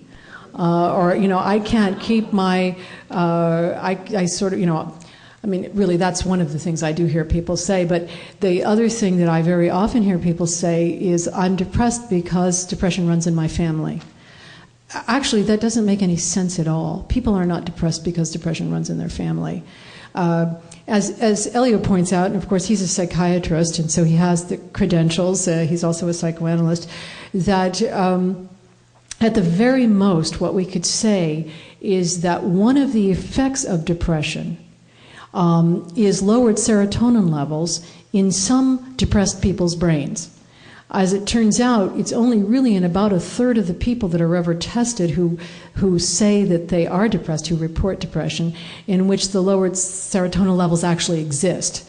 But they are probably, they are most certainly the effect of various kinds of inner conflicts that have seemed impossible to accept in those individuals, that have then affected their physical functioning and have over time caused a great deal of stress for that individual's brain functioning. So these physical conditions are effects of underlying conflicts in one's psychological condition, and those conflicts may have been there from early trauma and stresses in life and so on, so they're pretty much lifelong conflicts. Yes, they do have physical concomitants, and in some cases medications are helpful for those physical concomitants. But even when the medications are used, they don't actually resolve these symptoms. They will kind of mask anxiety. And that masking can have good and bad sides. For some people, it's very important for a period of time when they're getting into, for example, psychotherapy, to have help with medication. What Elio says, and what I would agree with, medication should never be given without psychotherapy, but certainly, can accompany psychotherapy. All of the knowledge that we have about brain functions, about how brain functions are connected to various symptomatology and so on, is extremely limited, much more limited than ordinary people know. We do not know, for example, nor are we even close to saying that schizophrenia is a genetic disease. That is actually a very tentative hypothesis if you look at the science supporting it. And the people who actually do the research, if they are actually honest and not working for the pharmaceutical companies, will say that there is not a good hypothesis for schizophrenia. There are a number of factors that contribute, but we don't know actually. Thank you for what I've heard this evening. It's been wonderful. And also for your comment about schizophrenia. My father died, became ill when I was 9 years old, died in the mental hospital 9 years later. And the diagnosis was dementia praecox, which is the form of schizophrenia. I got to go to my district, schizophrenia. I said that much of my life. Sorry, I think there's a one that came out recently, years ago, in the United States, mostly in application of medicine. Right. And you gave me a further answer to that. And you opened up a whole lot of this is about blaming parents. I never done that. There's another question I'd like to ask you. I'm a statistic here, closer to death than probably anybody in this room. I'm 87. I haven't fall. Oh, yeah. 87. Congratulations. And I noticed that you capitalized the end. Uh-huh. And to me, I've been telling my wonderful wife, it's my second wife, we've been married 8 years, we're still honeymooning, that I want a fun death. Uh-huh. And Pastor Adams has written a very fine essay, not sarcastic, but just saying death should be something that's celebrated. So I'm a rebel in a lot of ways, theologically, as you can readily see. I don't see death as an enemy of man at all. Great. And I agree with you that if we don't change in a lot of ways, we will be responsible for the extension of the human race on this planet. Right. And I'm a Presbyterian minister, don't quote me on that. I want to thank you.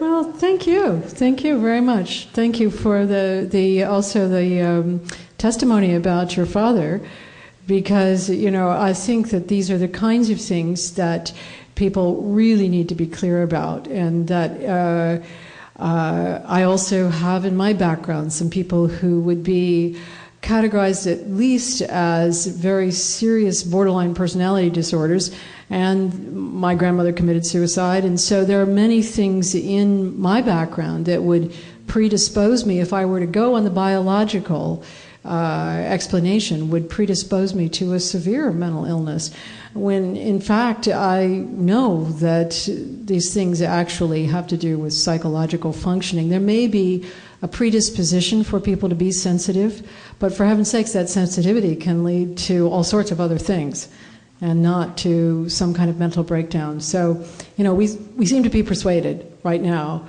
about these biological explanations, but the one of the really important things that I want to say about this, because I really didn't talk about it in depth tonight, is that if you take on any kind of biological ideology, at least try to understand what it is you are believing. At least ask yourself, what do you know about the science that lies behind that belief? What do you know about the research that's been done on that? What do you know about the theory? And then, you don't have to go into a great sort of process of investigation, because actually to even understand some of the most basic statements that are made, you would have to spend hours and hours kind of becoming an expert. But you can look on the internet, you can begin to go into some discussions that people are having about these things, and at least try to understand what it is that you are saying when you say something like, depression is a biological disease, if you're going to say that. At least understand. There are many, many good books out there that are critiques of this. They do not get a lot of press because they are not backed by the pharmaceutical companies. And a lot of the journals now, the medical journals, are owned by pharmaceutical companies too. So it's really difficult to get outside of that loop. And the people who are working hard to get outside of it don't get a lot of media time, don't get a lot of funding. So, I think it's important for all of us to try to understand what kind of myth we are embracing. In every period of time, we embrace myth. The myth of our period is science. And it is a wonderful myth. I believe in it as a very important way of understanding what is going on here. But science also has limits. And within science, biology has some very serious limits that we're transgressing all over the place in our beliefs about genetics, about psychopharmacology, and lots of other things. And you wanted to ask a question. I'm trying to resolve something in my own mind, and you mentioned earlier that that's a good time to go to somebody else, such as you. And here's the contradiction. Earlier on you said that with depressed persons, the bar was always very high, inevitably set too high. Then more recently, you mentioned in reference to the biological ideology that there are instances of, let's take a real dramatic one, incest, where out of that childhood experience there arises most usually lots and lots of unfortunate consequences. Right. One of which common one is depression. Right. Now, and that pharmaceuticals can help, but of course, so can psychotherapeutic methods. I'm wondering, I'm trying to resolve these contradictory statements, that do you think that a person who's gone through that hell, that trauma, and that wound and the resulting additional wounds that are almost inevitably, follow that in life, it continues to be depressed because she has set the bar too high? It's really hard to answer like a yes or a no answer, so I'll try to give you some answers. let me just speak about setting the bar too high briefly, and then I'll go to other things. By setting the bar too high, sometimes people don't know they're setting the bar too high. Usually what it looks like is the individual actually would like to be living somebody else's life entirely. You know, I mean, it's like that particular life that that individual is living isn't the life that that person wants to live, particularly when there's a severe depression. And the person feels hopeless about living the life that he or she wants to live. So sometimes that can actually be, here I'm talking about a pretty extreme situation of setting the bar too high, where a person may not even know that that's what's going on.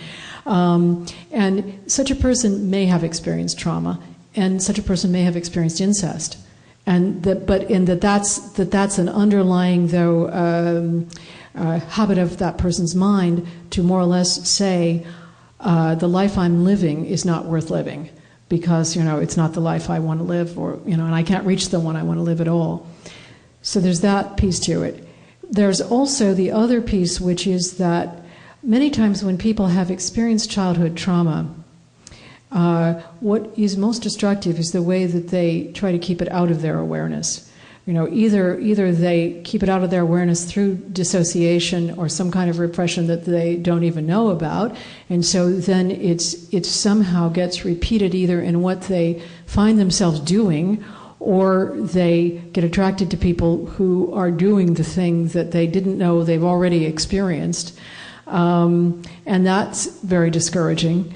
And other times, there is just a kind of inhibition in terms of engaging in life that comes from not wanting to deal with the thing that happened in the past. So all of these things would look like depression, what we would call depression. And some of them might be helped by medication. What I find, and I'm going to say this just because you've asked me, but, you know, I'm not sure this is true, but it's been my own rule of thumb anyway, that when people are what I would call known perfectionists, that is, they kind of recognize their perfectionism. So all I have to do is say something that would indicate, I see you're a perfectionist, and they go, yeah.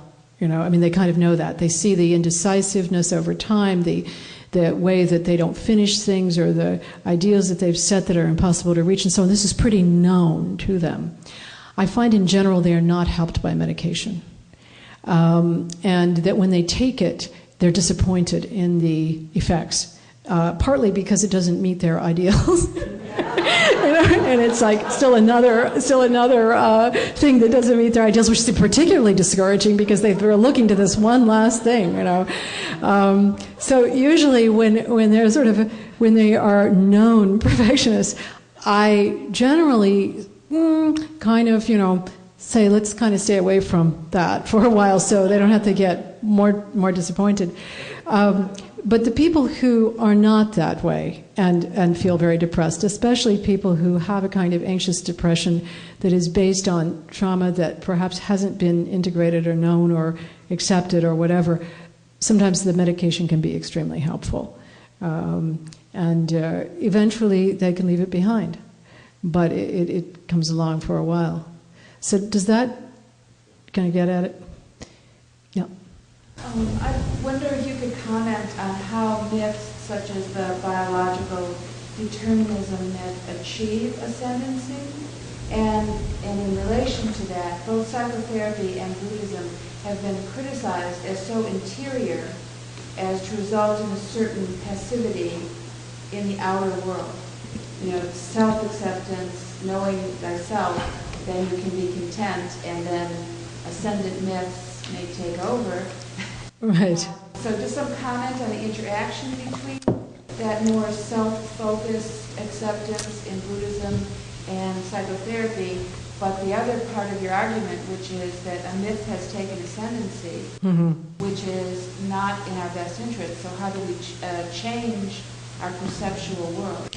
Let me talk about the salvation myth first, and then I'll go to the other one. If I forget, remind me, because I might forget. the way that I look at, first, at myth is that myth is the big story that we tell ourselves about reality. In any period of time, there's a big story.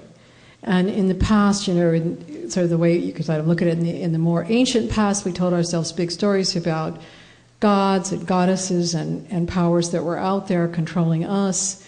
Gradually, we told ourselves that those powers really weren't in control of us, that we were actually in control of our own actions.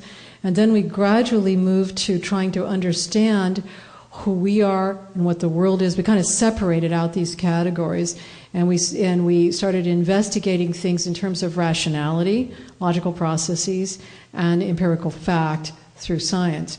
My sense is that the scientific myth, which is really the myth of our period, has been somewhat overtaken by what I would call the economic myth, which is that you can buy your way into some kind of stability and security if you buy the right things. And so then, but how are you guided to buy the right things? By science.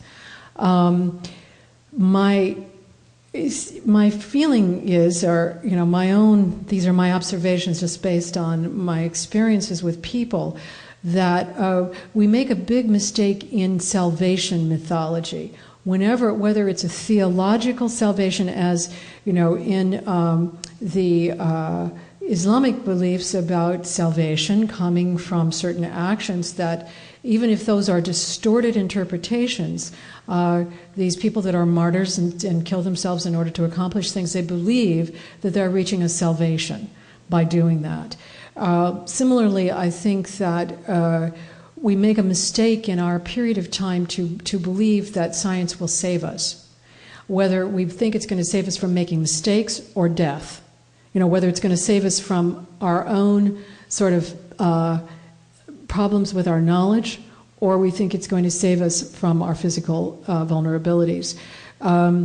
If instead of saying that anything will save us, if instead we regard ourselves as inherently limited, and we realize that that inherent limitation is teaching us, and so we are interested in it. We are interested in it both in our own lives and in our relationships with other people, that the ways that we are limited, we can get help from others, that we can also learn things from the ways that others are limited, et cetera, et cetera. It's kind of endless, actually, once you flip it over. Then you can call on our various knowledge systems to help with that investigation. So, we can use our science to investigate our physical vulnerabilities, our psychological vulnerabilities, our knowledge vulnerabilities. I actually think that what Buddhism does very well, when it does it well, and what psychotherapy does well, is to take a scientific attitude towards our subjective experience. It asks us to study our subjective experience without judgment. Just watch it. Just look at it, kind of like a scientist would. We're going to look at it objectively. We're going to look at our subjective experience objectively. And so I regard these things as scientific, that they use the same scientific method. However, they are not, neither of these, neither psychotherapy nor Buddhism is a salvation mythology. They both really are looking at the human being as an inherently suffering being that won't escape that suffering. Now, back to the question about psychotherapy and Buddhism as internal. That was the other question. The fact is, in my experience, is that that's a distortion. But sometimes it's a distortion that practitioners make. Also, it's not just a distortion that outsiders make. If psychotherapy works well, what it should do, in fact, is to engage you more fully with others without hindrance in the world and in relation to yourself with others. Part of the problem that we all have in engaging with others is that if we do all of these things, like wanting to reach certain ideals and standards and believing in salvation and so on, then we blame others for what goes wrong in our own lives. And we then also shame ourselves rather than allow ourselves to know what we're doing. We just hide what we're doing. And consequently then we actually are inhibited in our abilities to relate to the world and to others. So that's the way I see the goal of psychotherapy, is to get us moving, to do that. It also, the very important thing about therapy is that it doesn't actually solve your problems. It just allows you to see what they are. And then you can actually take responsibility for them, and you can do something about them, which includes getting, knowing where your weaknesses are. You get help from other people to do that. If I know that I'm not very good at task A, I can get help from the people around me to do task A. Maybe I'm good at another task, and I can do that for other people. So that's the part about psychotherapy. The part about Buddhism is something like this. The very first form of Buddhism, which is sometimes called Hinayana, which is the small vehicle, or sometimes it's called Theravada, the teaching of the elders, it actually did focus on individual salvation. But by the very practice of Buddhism, it became apparent to then, they were actually all of them were celibate monks practicing it, so they had a lot of time to be aware of this. It became apparent to them that there is no such thing as individual salvation, that it is impossible, and so that you cannot actually save yourself, because you are inherently connected with everything else. And so nobody is saved until everything is saved. So that is what's called the turning of the wheel towards Mahayana Buddhism, which is like the great vehicle, which is that the reality here, what's called the Dharma, it's the law, it's the truth, it's reality, is interdependence. And so it's impossible to save yourself, because yourself doesn't exist. So, it's a constant engagement with all beings. And of course you do that by the particularity of yourself. Whatever yourself, sort of your being is, your being does certain things, is good at certain things, not good at other things, that's the way you engage. So it shouldn't be isolating. It shouldn't be, neither of these practices, in my view, should result in people either holding themselves above other people, like I've been analyzed, but my spouse hasn't, that kind of thing, or result in people, spending too much time on retreats. It's that's not what these things are about.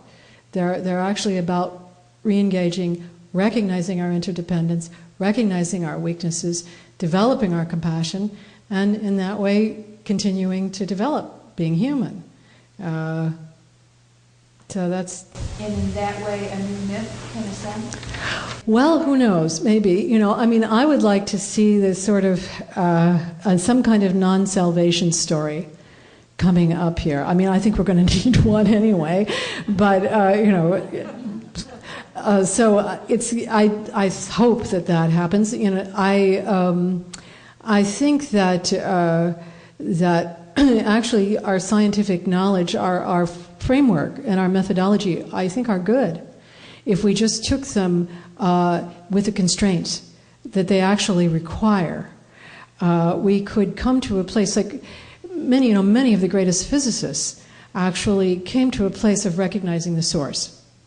And I think that happened because scientific methods are pretty good for investigating reality.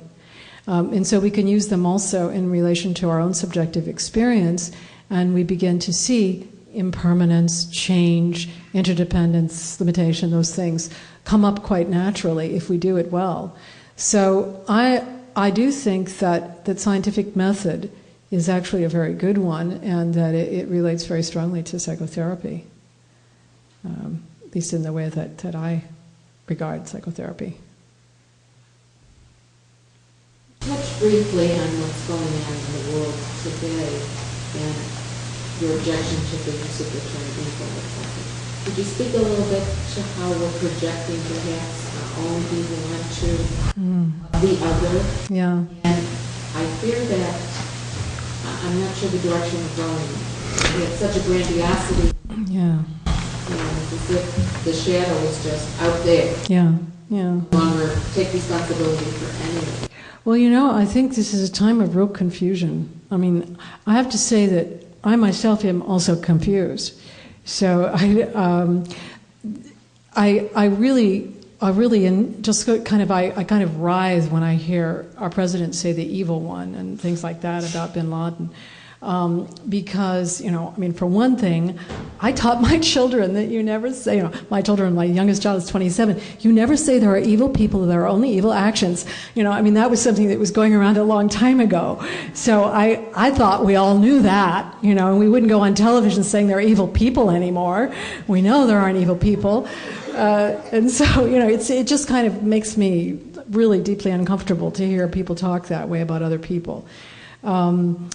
But, that's going on, and that's the way people are talking. And so there's also a fact of the matter, and it will have consequences, and we are already involved in those consequences. On the other hand, I also would not want to be under the rule of the Taliban. I regard I cherish my rights as a woman to be in a culture where I can speak. And I think that these rights that we have only recently achieved as women in the West are very fragile and are not at all kind of, written in stone. And these various regimes that we are fighting right now have notoriously bad practices in regard to women, whom they consider evil, So there is also that confusion that I find in myself about, the question comes up, like, how do you negotiate with the Taliban? Well, a woman, of course, wouldn't be able to, so in a certain sense, we don't even get asked the question. I mean, we would not be sitting down to negotiate with the Taliban because we couldn't. So there are these questions that are being sort of raised by our current situation that I don't think we have answers to yet. And then in addition, there's the other issue that that Western monotheism actually involves the exact same God that's involved in Islamic monotheism. So the Judeo-Christian tradition is dealing with the same God as the Islamic people are. And so, that's an interesting question or issue. And so, it's not as though they've got a set of beliefs that are inherently different from the Judeo-Christian tradition. So there are questions then about how can people believe these kinds of things and act these ways. I don't think we have answers. I do think that the Taliban are a very good illustration of envy. And probably the most important teaching that I've gotten from this so far is that, when human beings hoard their resources, other people are going to be very envious. And we've been hoarding ours. And until everybody gets a little bit, you're going to always have that kind of hatred that comes from envy, where people who don't have what other people have want to destroy those people who have it because they can't possess it for themselves. And so, I do think we should be able to at least get that we have to make resources available to people in a more equal way, or we're always going to be at risk for envy. But, how we do that or what the next step is, I don't know. I mean, I think that I just hope that the one thing I think is really kind of good news is that there are so many nations actually talking to each other that weren't talking to each other. And maybe, because, it is mostly guys, maybe these guys are going to recognize that they all need to talk to each other at least, and that there's some good things that come from that. And, maybe things will move on in a good way that way, but, maybe not, I don't know. So, oh, yes? You really say that the Taliban or Osama bin Laden and his compadres' point of view is based on envy of our situation or a detest of our situation as they interpret it or as they see it under Islamic principles and Islamic teaching?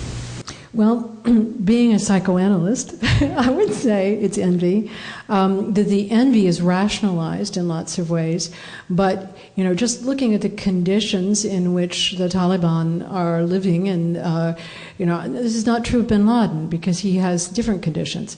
My own view of bin Laden is that he's probably has a very severe personality disorder, but that's my view. Which one?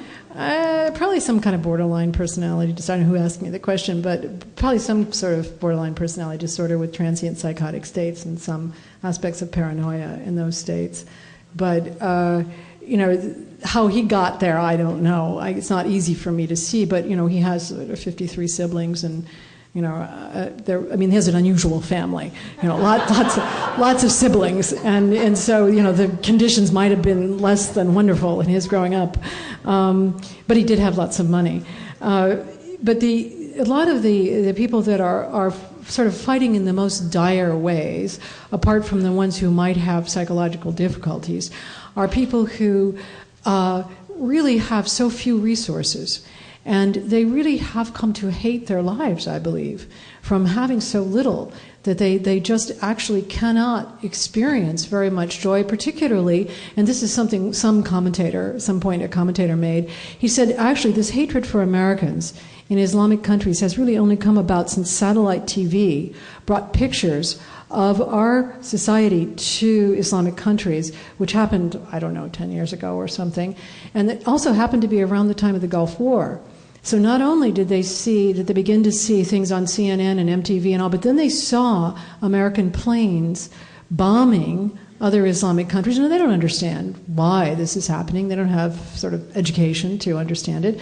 And there was a lot of real hatred for what we have, what they don't have, and in their view, the power that we have and the way we use it, which is they believe, to control Islamic countries.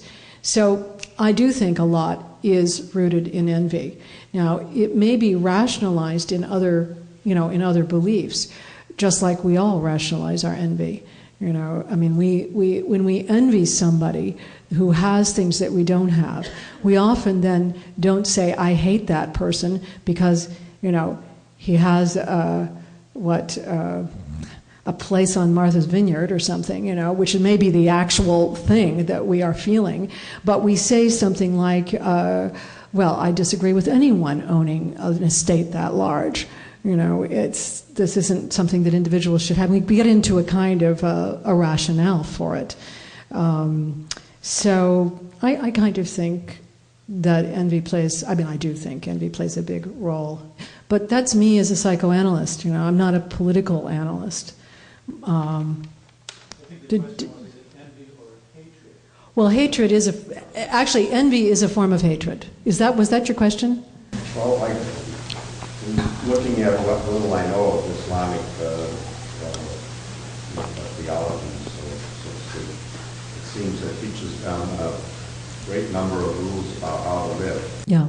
We break flagrantly disregard, and thus they tend to hold us in disrepute and hate us for that reason. Though theological reason rather than as a rationalization of their envy. Well, my understanding is that there's quite a continuum in Islamic belief, and that there are people who believe that Islam is a religion of peace, and that it should actually be very respectful of other religions, and that it should be respectful of other people and their right to believe what they believe.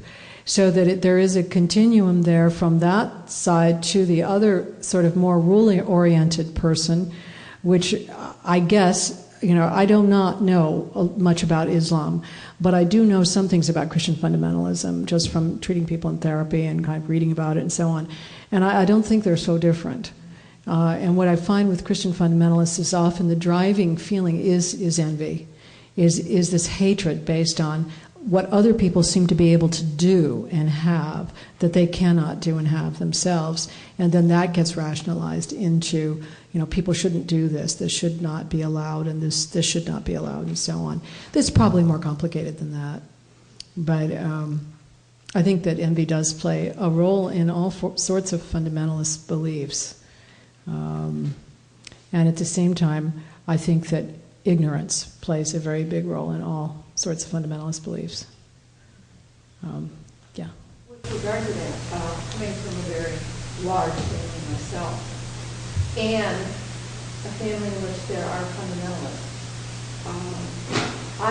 I wondered if the problem, his hatred comes out of, first of all, envy over power. Mm-hmm. I mean, his whole issue, or not whole issue, but a major thing there is power. And in the Gulf War, I think that was a key point. The other thing is, from my experience and observation from my family and other situations involving fundamentalists, and even my own experience of feeling bound by the rules and the absolute, in feeling whether that I will go to hell if I don't observe those. And then, as I put it in one of my writings at one point, why are they having all that fun? Right. Well, I'm not. Right. And so it became they're evil, they're bad.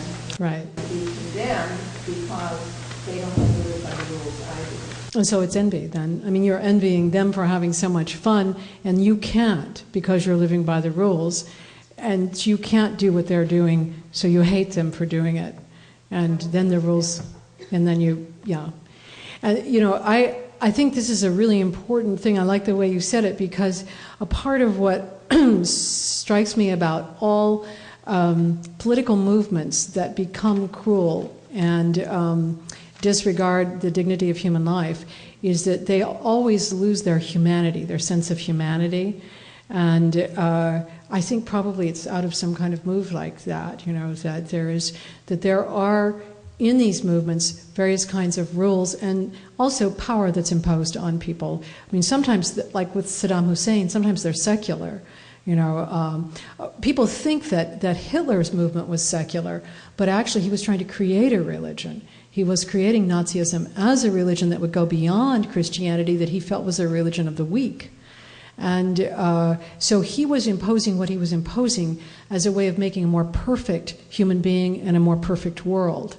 But of course it had the same effect that a lot of the fundamentalist beliefs have. So I do think there's a way that the loss of humanity is at the core of these kinds of hatreds. And people then can't feel the connection to their species, their compassion for other human beings. They stop feeling that, and in place they have these rules and this kind of hatred. Yeah. I was going to say that then taking it the next step with looking at why do they have all the fun, then what comes about then is an arrogance. A judgment. That's right. A judgment, yeah. Arrogance. Yeah. We are right. Right. Right. And it's a kind of a righteous judgment. But it is also a form of perfectionism then. It's like we have the right way and we're going to impose it so that everybody can actually have the right way. Actually, this does bring me to remember the name of a book that I wanted to recommend to people. If you haven't seen it, it's a very difficult book to read. It's called Humanity, A Moral History of the 20th Century. And it's by Jonathan Glover. And what he does is trace all of the terrible cruelties of the 20th century.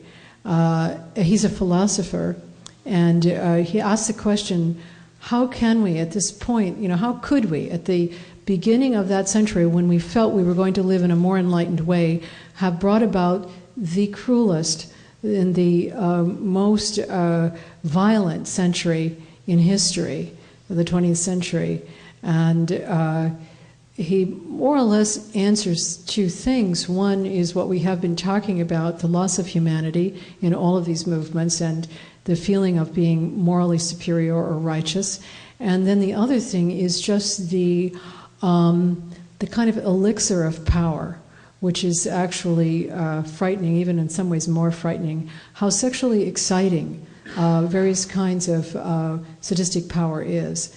And he actually has a lot of records of people who have observed and interviewed and so on, various torturers, and terrorists. And the other side of that is that experience of power that goes with torturing and terrorizing other people. So, I mean, it's a very, very difficult book. I could not read it straight through. I still haven't read the whole thing, but reading the beginning of it and then the last third, which is on Nazism, is possible. I think then he does China and Bosnia and all these kind of current things. Now, of course, this recent business happened afterwards. But it's called Humanity, A Moral History of the 20th Century. And it really gets at the issues of how can we say that we are acting in a moral way and treat other people in the ways that we treat people. And he really means that question sincerely. How does it happen?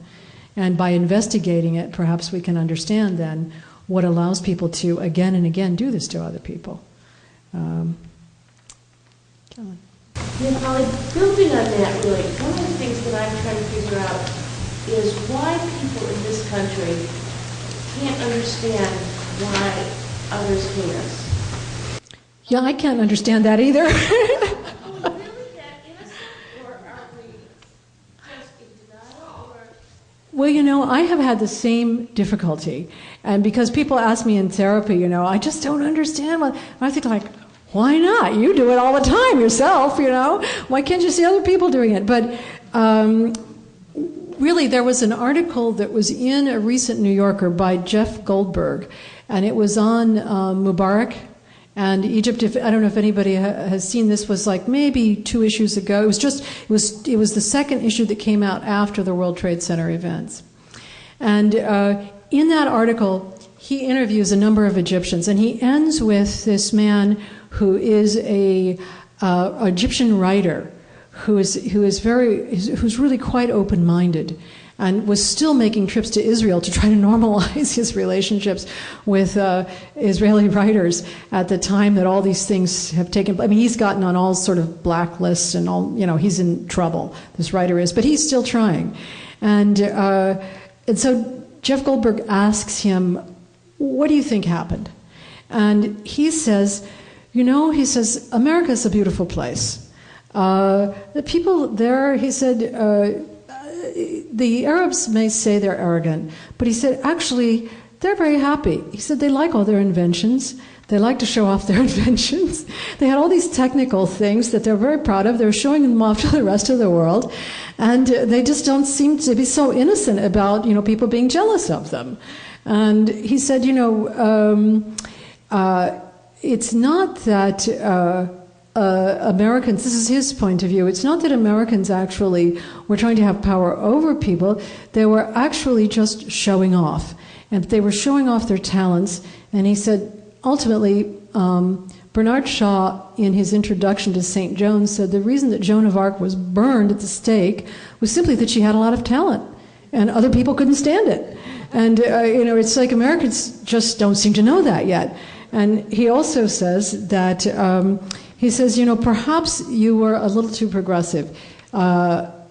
It's a wonderful thing that these guys all took flying lessons in your country and no one asked them any questions about it. It's truly a beautiful thing. But maybe it's a little too progressive for this time that we're in, this historic period. Maybe you need to get a little more paranoid.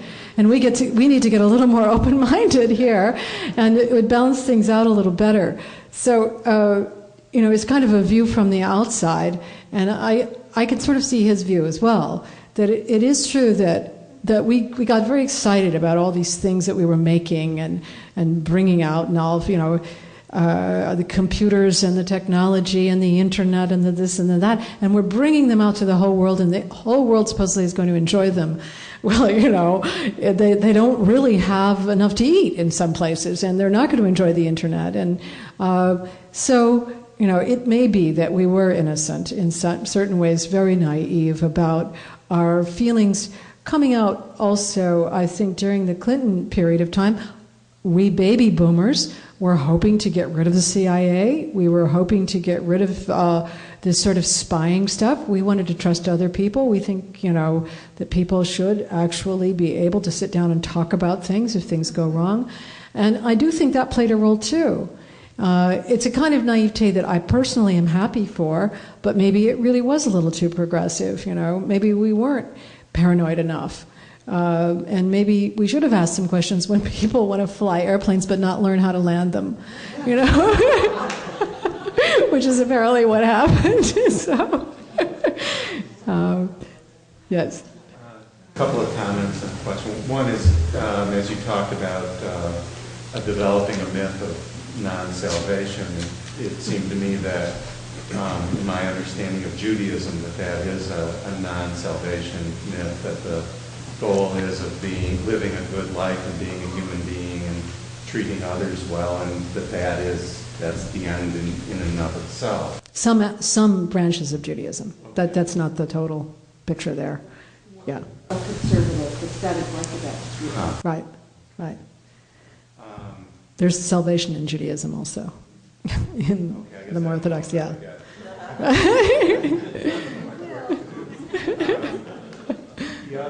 The other comment, it seems to me that really good psychotherapy even goes a step beyond self-acceptance to, I think, what comes next, which is the ability to treat oneself lovingly, which in response to the thing about being an inward kind of thing, hopefully leads to being able to treat others more lovingly. Right, exactly. Actually, a step beyond self-acceptance. Right. And the question is, as a group of psychotherapists, what's your sense of how we're doing at being teachers who live what we teach as opposed to just teach it? Well, actually, I do have a paper with me that I could make available to people, and I'll have it up here at the end, and it's called When the Fruit Ripens.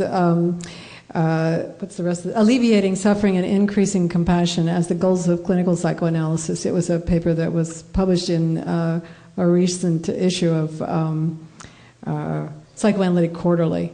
It's sort of embarrassing that I publish as much stuff as I do. Sometimes I think to myself, I've hardly ever said anything that I haven't published, and I don't even really necessarily intend to do that, but people say, oh, do you have a paper? And then I send something in. So this is a paper that actually talks about that. But I think that this is what is the main issue from my point of view in this period of time, is if you are a psychotherapist who believes that what we address is the alleviation of suffering, please go out and speak against the biological model. There are so few people actually speaking out against this model that it has absolutely eaten up psychiatry.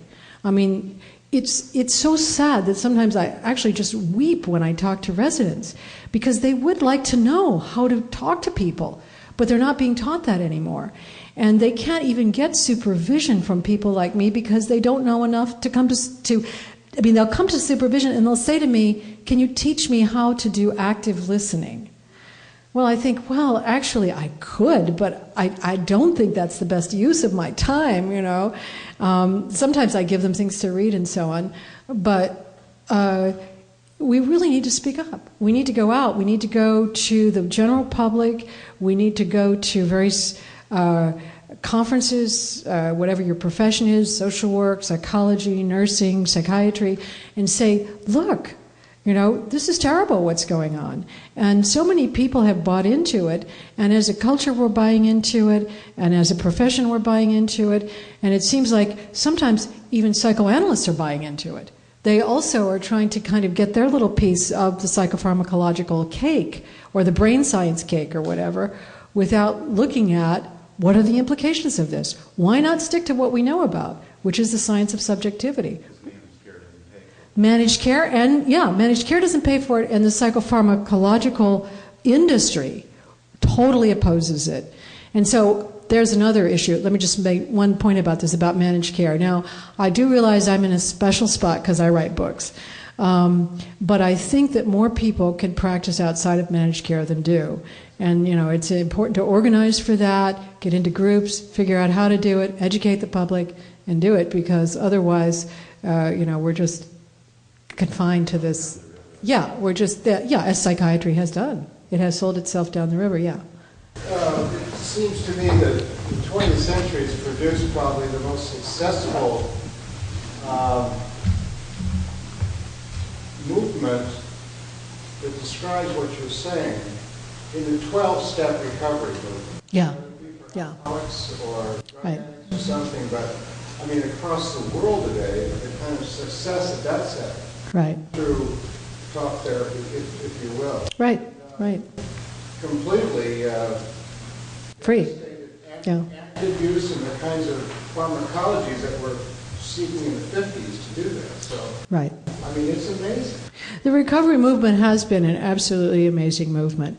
And I think that still from the point of view of dynamic psychotherapy, it does lack things that you get in dynamic therapy. I'm a great believer in it, but I also see a lot of people that have been in 12-step programs who do not know that they are responsible for their own actions. They do think that somehow their recovery comes from being with the group, and that if they don't actually go to their meetings, that they will automatically fall into a reenactment of their addictions. So there's also, there's a kind of limit to what 12-step can do, but it is a wonderful example of something that has happened all over the world, is free, and has happened through talking, and is very different from what we take to be fact about biology. Yeah. Related to that, you talk about pharma, that whole thing taking over, but what about the people who are not following that? What about things like that program and people who are dropping out of that pharmaceutical model, who are finding their own way, whether through financing their own Psychotherapy or finding paths, Buddhism, other ways, who refuse to buy into that? Well, they don't speak up enough. They're doing it in a way that I think feels maybe to them illegitimate. What I find is, again, I'm in these specialized groups of like all therapists or all students of psychiatry, and what I find is that it's really hard for people to stand up and say, this model that we have embraced is really wrong and harmful to us. Almost everybody stands up and says something of the sort of, it's got to be a combination. There are a couple. There are two sides to every coin. I was giving a talk in our department of psychiatry that I call "Suffering from Biobabble." That's the name of the talk. It was something that I got to sneak in as a grand rounds because they didn't know what I was going to give as my grand rounds. And there were people in the audience, and a lot of the faculty came, and there were people in the audience that were just outraged at me. They just really felt that I was undermining the very fabric of psychiatry, even to come as a lowly psychologist, because I am on the clinical faculty, and say these things was just outrageous, And some of my colleagues who actually are friends of mine tried to soften it. By saying, don't you mean that actually there is the, sort of stress diathesis model? Don't you mean, well, there's stress in the environment, but there's also, a biological tendency? And basically what I said is, there's no dialogue like that going on. That's in your own mind. There's no dialogue going on between the psychotherapist and the psychopharmacologist. The psychopharmacologists have won. It's over. The dialogue is over. In the culture at large and in psychiatry and in a lot of audiences, the dialogue is over. People have already made their conclusions, and so it's hard for people who have a different way to speak up because there's almost no vocabulary for it. People can't stand up and say, well, here's the way it's been for me. As it used to be possible to do that. It was only 15 years ago when people would say things about personal growth and insight in public arenas. Nobody uses those terms anymore. It's like embarrassing to say personal growth. People are like, what? And now this is not true in the Jungian world. But the Jungian world is so small as to be, infinitesimal in the larger world. So it's really, I think, speaking up is so important. on this issue, and to do it with your friends at dinner parties, in the professional life, everywhere you can. It's like testifying or something, We are losing something that we really worked hard to even get a little peek at, and we're losing it already. Yeah. Then I've got to stop, I think. Yes. I'm a psychiatric nurse. I've worked inpatient and acute care setting for 19 years. I'm also an LCPC, and I'm trying to start a private out-of-pocket practice, and I talk to managed care every day. That's my job. So I've got some perspective. I totally agree with you. Today I was asking the medical director, don't you have a resident that knows therapy? Well, they don't. Right. And so I got someone that I'm supervising, who's actually a TR, getting her degree, to do cognitive therapy with this particular patient. However, having said that, the acutely mentally ill, the people in acute manic episodes, the severely psychotic, the people who have had severe suicide attempts, the people that are violent and are coming in more violent and more suicidal and more, there's an acute mental illness going on. The psychopharmacology is a definitely integral part of the treatment. Totally. But it is not the treatment. It is a part of the treatment. It's the rest of the part of the treatment isn't there anymore. Yeah, but it's intervention. It is germane. Now with 12-step, because we also have substance abuse and detox center unit, naltrexone is right. Psychological intervention to help people reduce the craving. So I think that while I agree with you totally, and I do speak up about it all the time, because I go way back, so I know what we had and what we don't have now, I think that there's a mistake in erring too much to the side of that's the evil, and it should be, if it's not our way, then it's no way. There has to be an integration. No, but the integration we've lost. I worked for 12 years at the Institute of Pennsylvania Hospital, which was a psychoanalytic hospital that also used medications. But everybody in the hospital had an attending physician. Everybody had therapy. That hospital is gone. It is the oldest mental hospital in the United States. It was sold, and it's now a shopping mall.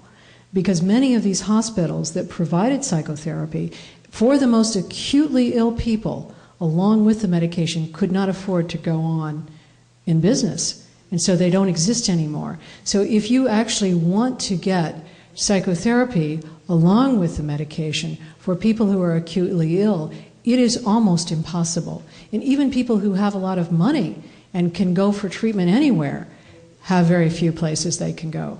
And certainly the mental health public, the system that we had before Reagan, I've forgotten what it was called, the community mental health system, that's what it used to be called, offered psychotherapy to the poorest people along with their medications. That is so gone that I couldn't even remember the name of it. It's not necessarily true. It's diminished. Well, it's so diminished that from the point of view, say, of the people that we deal with in Burlington, which does not have as large a homeless population as a large city would, those people do not really get therapeutic help. They get counseling, they get case management. They may get a social worker visiting them to check on their medications, to see how they're doing in their living arrangements, but they do not get any kind of intensive relationship with another person that might be followed over time, with a few exceptions. There are a few exceptions.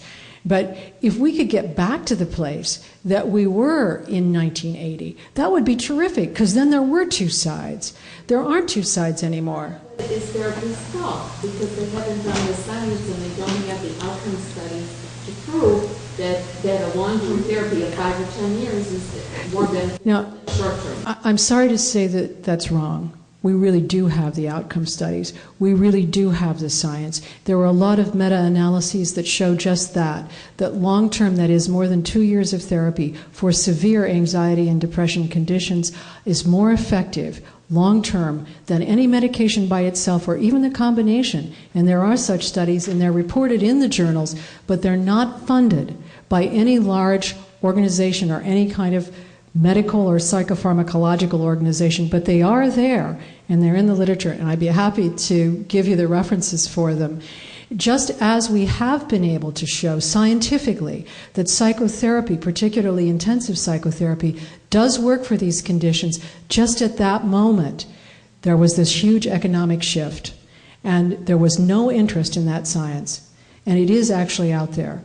And actually, this book that I had recommended, Healing the Soul in the Age of the Brain, does cite a lot of the studies and also shows the studies that have opposed the findings of particularly the antidepressant studies. But those studies don't get published.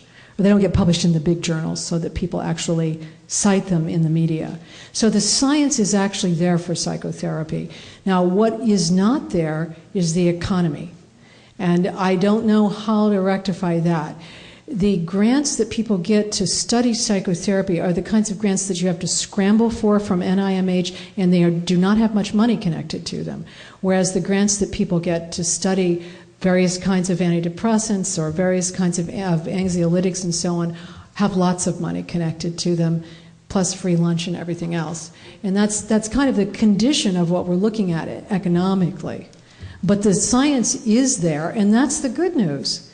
It's just that people don't read it. Doctor, I don't have a question. But we have to stop.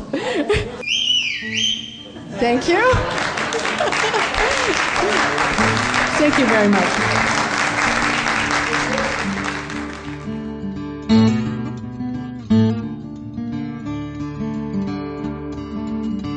This podcast is distributed under a Creative Commons Attribution, Non-Commercial, No Derivatives license.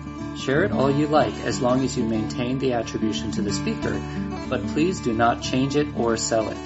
If you like this episode, tell your friends about us or leave us a review on iTunes. For more information about classes, training programs, videos, audio, this podcast, or to find a Jungian analyst near you, visit our website, www.jungchicago.org. Thank you to our 2020 donors who gave at the contributing member level and above: Barbara Anand, Usha and Ashok Beatty, Jackie Cabe Bryan, Eric Cooper and Judith Cooper, Kevin Davis, George J. Didier, Mary Doherty, James Fidelibus, John Korolewski, Marty Manning, Diane Sherwood, Deborah P. Stutzman, Deborah Tobin, Alexander Wayne and Lynn Kopp, Gerald Weiner, Karen West and James Taylor, and Ellen Young. If you would like to join our generous community of supporters, just go to youngchicago.org/give.